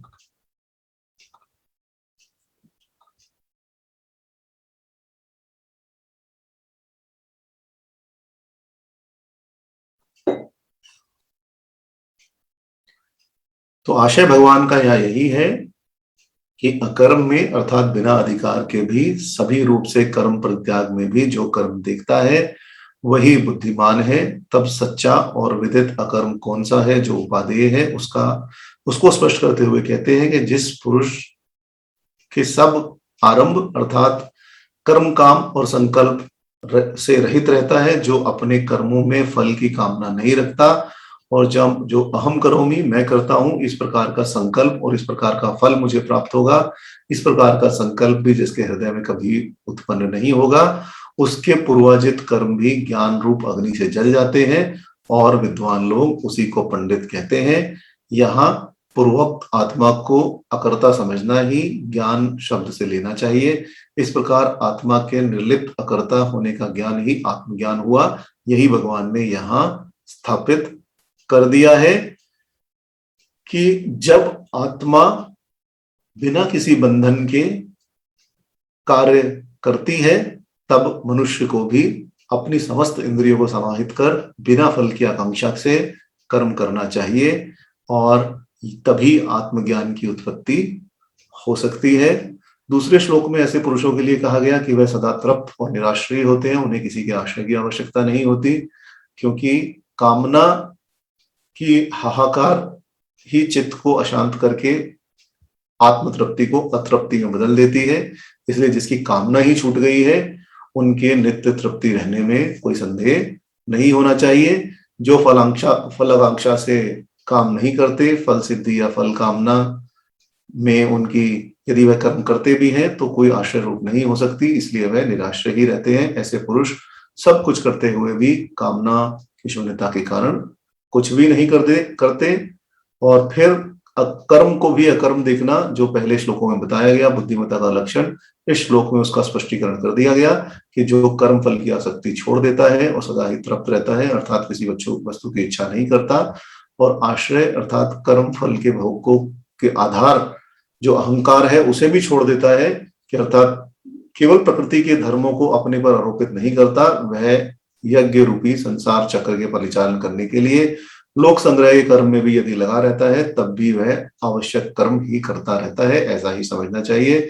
तब भी वह आवश्यक कर्म कर कर कुछ नहीं करता, क्योंकि कर्म में वह फल नहीं चाहता, इसलिए कर्म का बंधन उसे प्राप्त नहीं होता। यह कर्म करना न करने की ही बराबर है, और इसी को आप देखें तो 18वें श्लोक में अकर्म कहा गया कि यही अकर्म है। उसके अगले श्लोक में अब हम देखें तो 21वें श्लोक में ऐसे पुरुष को यत् चित्तात्मा और त्वक्त सर्व परिग्रह कहा गया कि उसका चित्त अंतकरण और आत्मा अर्थात शरीर दोनों ही संयमित रहते हैं। कामना के वेग से ही चित्त और शरीर में चांचल्य आता है, इसलिए जहां कामना ही नहीं है वहां चित्त तथा शरीर अपने आप ही संयमित हो जाएगा।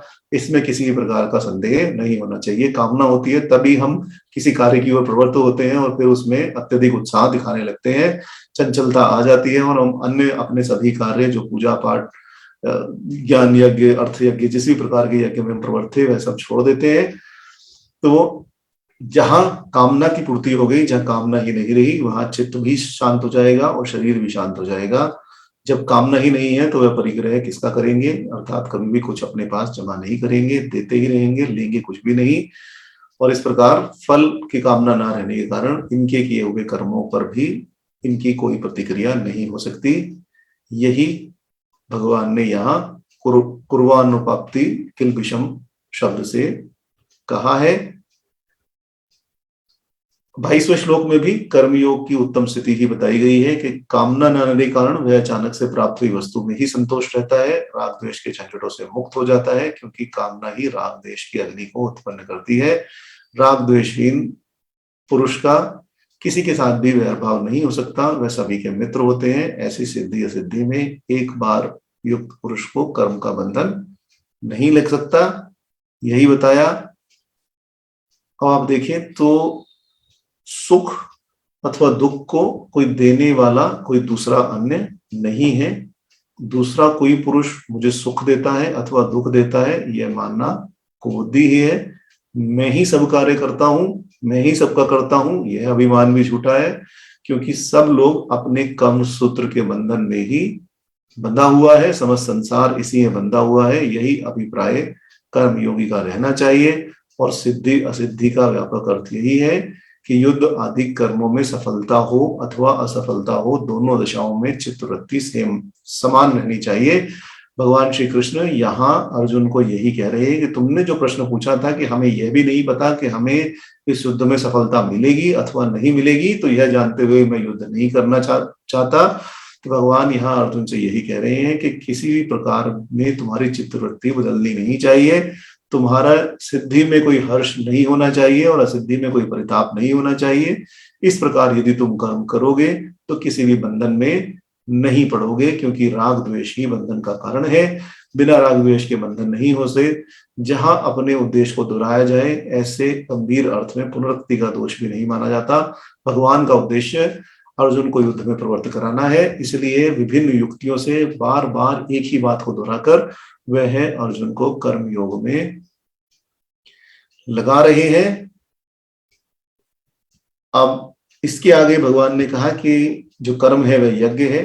3 अध्याय में यज्ञ प्रकरण पहले ही कहा जा चुका है कि आत्मा की ओर साक्षात या परमात्मा परंपरा रूप से ले जाने वाले सभी कर्म यज्ञ कहलाते हैं। निष्काम कर्म योगी कर्म अकर्म के विवेक रूपी ज्ञान में अवस्थित होकर अपने समस्त कर्म को तथा उसके फल आशा को ब्रह्म में ही अर्पण कर देते हैं, और अर्पण करते हुए ब्रह्म भाव में ही वह भावित हो जाते हैं। उस समय उनका अर्पण करता आदि ब्रह्म में ही विलीन हो जाता है, और यज्ञ कर्म रूपी ब्रह्म में भी वह विलीन हो जाता है। यही इस श्लोक का 23वें श्लोक का तात्पर्य है। और निष्काम कर्म योगी की अत्युत्तम अलौकिक स्थिति भी यहाँ कही गई है। भक्ति मार्ग के व्याख्याकार यज्ञ शब्द का अर्थ विष्णु से ही करते हैं। उनका तात्पर्य यह है कि भगवान विष्णु की प्रसन्नता के लिए अथवा उनकी आज्ञा से ही योग लोक शिक्षा के लिए जो कर्म किए जाते हैं वह बंधन का कारण नहीं होते। परंतु यदि हम अनेकों महात्माओं के मत देखें तो यज्ञ का व्यापक विवरण महात्माओं ने किया है। यहाँ सभी प्रकार के कार्य योग समाधि आदि भी यज्ञ के अंतर्गत ही आए हैं। देव यज्ञ सब वस्तुओं ब्रह्म भावना का उपदेश भी यज्ञ के अंतर ही है। और यहाँ कर्म योग का प्रकरण ही आरंभ भगवान ने किया है। तो यह मानना पड़ेगा कि यज्ञ का एक विस्तृत अर्थ है, संकीर्ण अर्थ हम यज्ञ का नहीं ले सकते। वस्तुतः भगवान यहाँ जो कह रहे हैं वह यही है कि जिसने संग अर्थात कर्म अथवा कर्म फल में आसक्ति छोड़ दी है वह मुक्त हो गया है और वही अपना कार्य पूर्ण रूप से कर सकता है। अब इस प्रकार कर्म और अकर्म का बंधन बताकर कर्म अकर्म विकर्म और अनेकों प्रकार के उदाहरणों द्वारा अर्जुन को यह स्पष्ट कर कि तुम्हें अपने कर्म में ही सदा लगे रहना चाहिए। यह चिंता नहीं करनी चाहिए कि मेरे कर्म का फल क्या होगा अथवा उस कर्म से मुझे सफलता मिलेगी अथवा असफलता मिलेगी, क्योंकि तुम ज्ञानी हो, योगी हो, उचित कुल में उत्पन्न हुए हो, तो तुम्हें अपने धर्म मार्ग पर ही स्थित रहना चाहिए, धर्म मार्ग पर से नहीं हटना चाहिए। इसके बाद अब भगवान फल सहित अलग अलग यज्ञों का कथन अर्जुन से कहेंगे और यह बताएंगे कि जो ये महान यज्ञ कर्मयूपी महान यज्ञ किया जाता है इसमें क्या ब्रह्म रूप है, क्या ब्रह्म दृष्टि है, किस प्रकार योगी जन देवताओं के पूजन रूप यज्ञ का अनुष्ठान करते हैं और किस प्रकार आत्मरूप यज्ञ का हवन करते हैं, किस प्रकार अनेक योगी अलग अलग कारणों से भगवान का यज्ञ करते हैं, कितने ही योग यज्ञ करने वाले हैं, कितने ही स्वाध्याय यज्ञ करने वाले हैं और कितने ही प्रयत्नशील पुरुष ज्ञान यज्ञ करने वाले हैं, जैसा कि हम अभी कर रहे हैं। तो यह श्लोक आगे अब हम अगले सप्ताह से करेंगे जहां इनकी व्याख्या करेंगे, क्योंकि यदि हम अभी लेंगे तो समय हमारे पास इतना अधिक है नहीं और फिर इनके साथ हम इन श्लोकों के साथ किसी प्रकार का न्याय हम नहीं कर पाएंगे। तो आज यही विराम देते हैं और अगले सप्ताह शनिवार से जो की तारीख होगा 9 तारीख से हम 4थे अध्याय के 24वें श्लोक से फल सहित पृथक पृथक यज्ञों के कथन जो भगवान श्री कृष्ण अर्जुन से कहेंगे, यहाँ से प्रारंभ करते हैं, यहाँ से प्रारंभ करेंगे। आज हम यही विराम देते हैं। तो अभी तक आप देखें तो हमने जो सनातन धर्म पर प्रश्न चिन्ह लगाया जाता है, 3 प्रश्न चिन्ह जो पूर्ण रूप से लगाए जाते हैं। मूर्ति पूजा का हम विस्तृत वर्णन कराए हैं द्वितीय अध्याय में, और अब चतुर्थ अध्याय में हमने अवतारवाद, जिसके विषय में प्रश्न चिन्ह लगाया जाता है, अवतारवाद और वर्ण व्यवस्था का भी यहाँ निरूपण कर दिया है। हम आगे जैसे हम आगे बढ़ते जाएंगे और जैसे जैसे प्रश्न आते जाएंगे, उसी आधार पर हम अन्य धर्म की बातों का भी यहाँ उचित विवरण करते रहेंगे। तभी भागवत गीता की सार्थकता प्रमाणित होगी और यह भी आप समझ पाएंगे कि भागवत गीता में सभी प्रकार की बातों का निराकरण कर दिया गया है। भागवत गीता के अतिरिक्त आप कोई अन्य ग्रंथ ना भी पढ़े तब यही ग्रंथ उचित है, और इसी ग्रंथ से आपको संपूर्ण प्रकार की धर्म का ज्ञान हो जाएगा। तो अब हम अगले सप्ताह चौथे अध्याय के 24वें श्लोक से प्रारंभ करेंगे। आज हम अब शांति पाठ कर अपने तथा समस्त विश्व के अधिभौतिक, अधिदैविक और आध्यात्मिक तीनों प्रकार के तापों और विघ्नों को सर्वथा शांत करने के लिए भगवान से प्रार्थना करेंगे। ओम द्यौ शांतिरंतरिक्षगम शांति पृथ्वी शांतिरापः शांतिरौषधयः शांति वनस्पतयः शांति विश्वे देवा शांति ब्रह्मा शांति सर्वं शांतिरेव शांति सामा शांतिरेधि। ओम शांति शांति शांति। आप सभी को प्रणाम, नमस्कार। अगले सप्ताह 9 तारीख शनिवार से हम पुनः 8 बजे फिर मिलेंगे। तब तक के लिए आप सभी को नमस्कार, प्रणाम। जय श्री राम, जय श्री कृष्ण, जय श्री राधे। ओम नमो भगवते वासुदेवाय। नमस्कार जी, नमस्कार। जय श्री राधे। जय श्री राधे।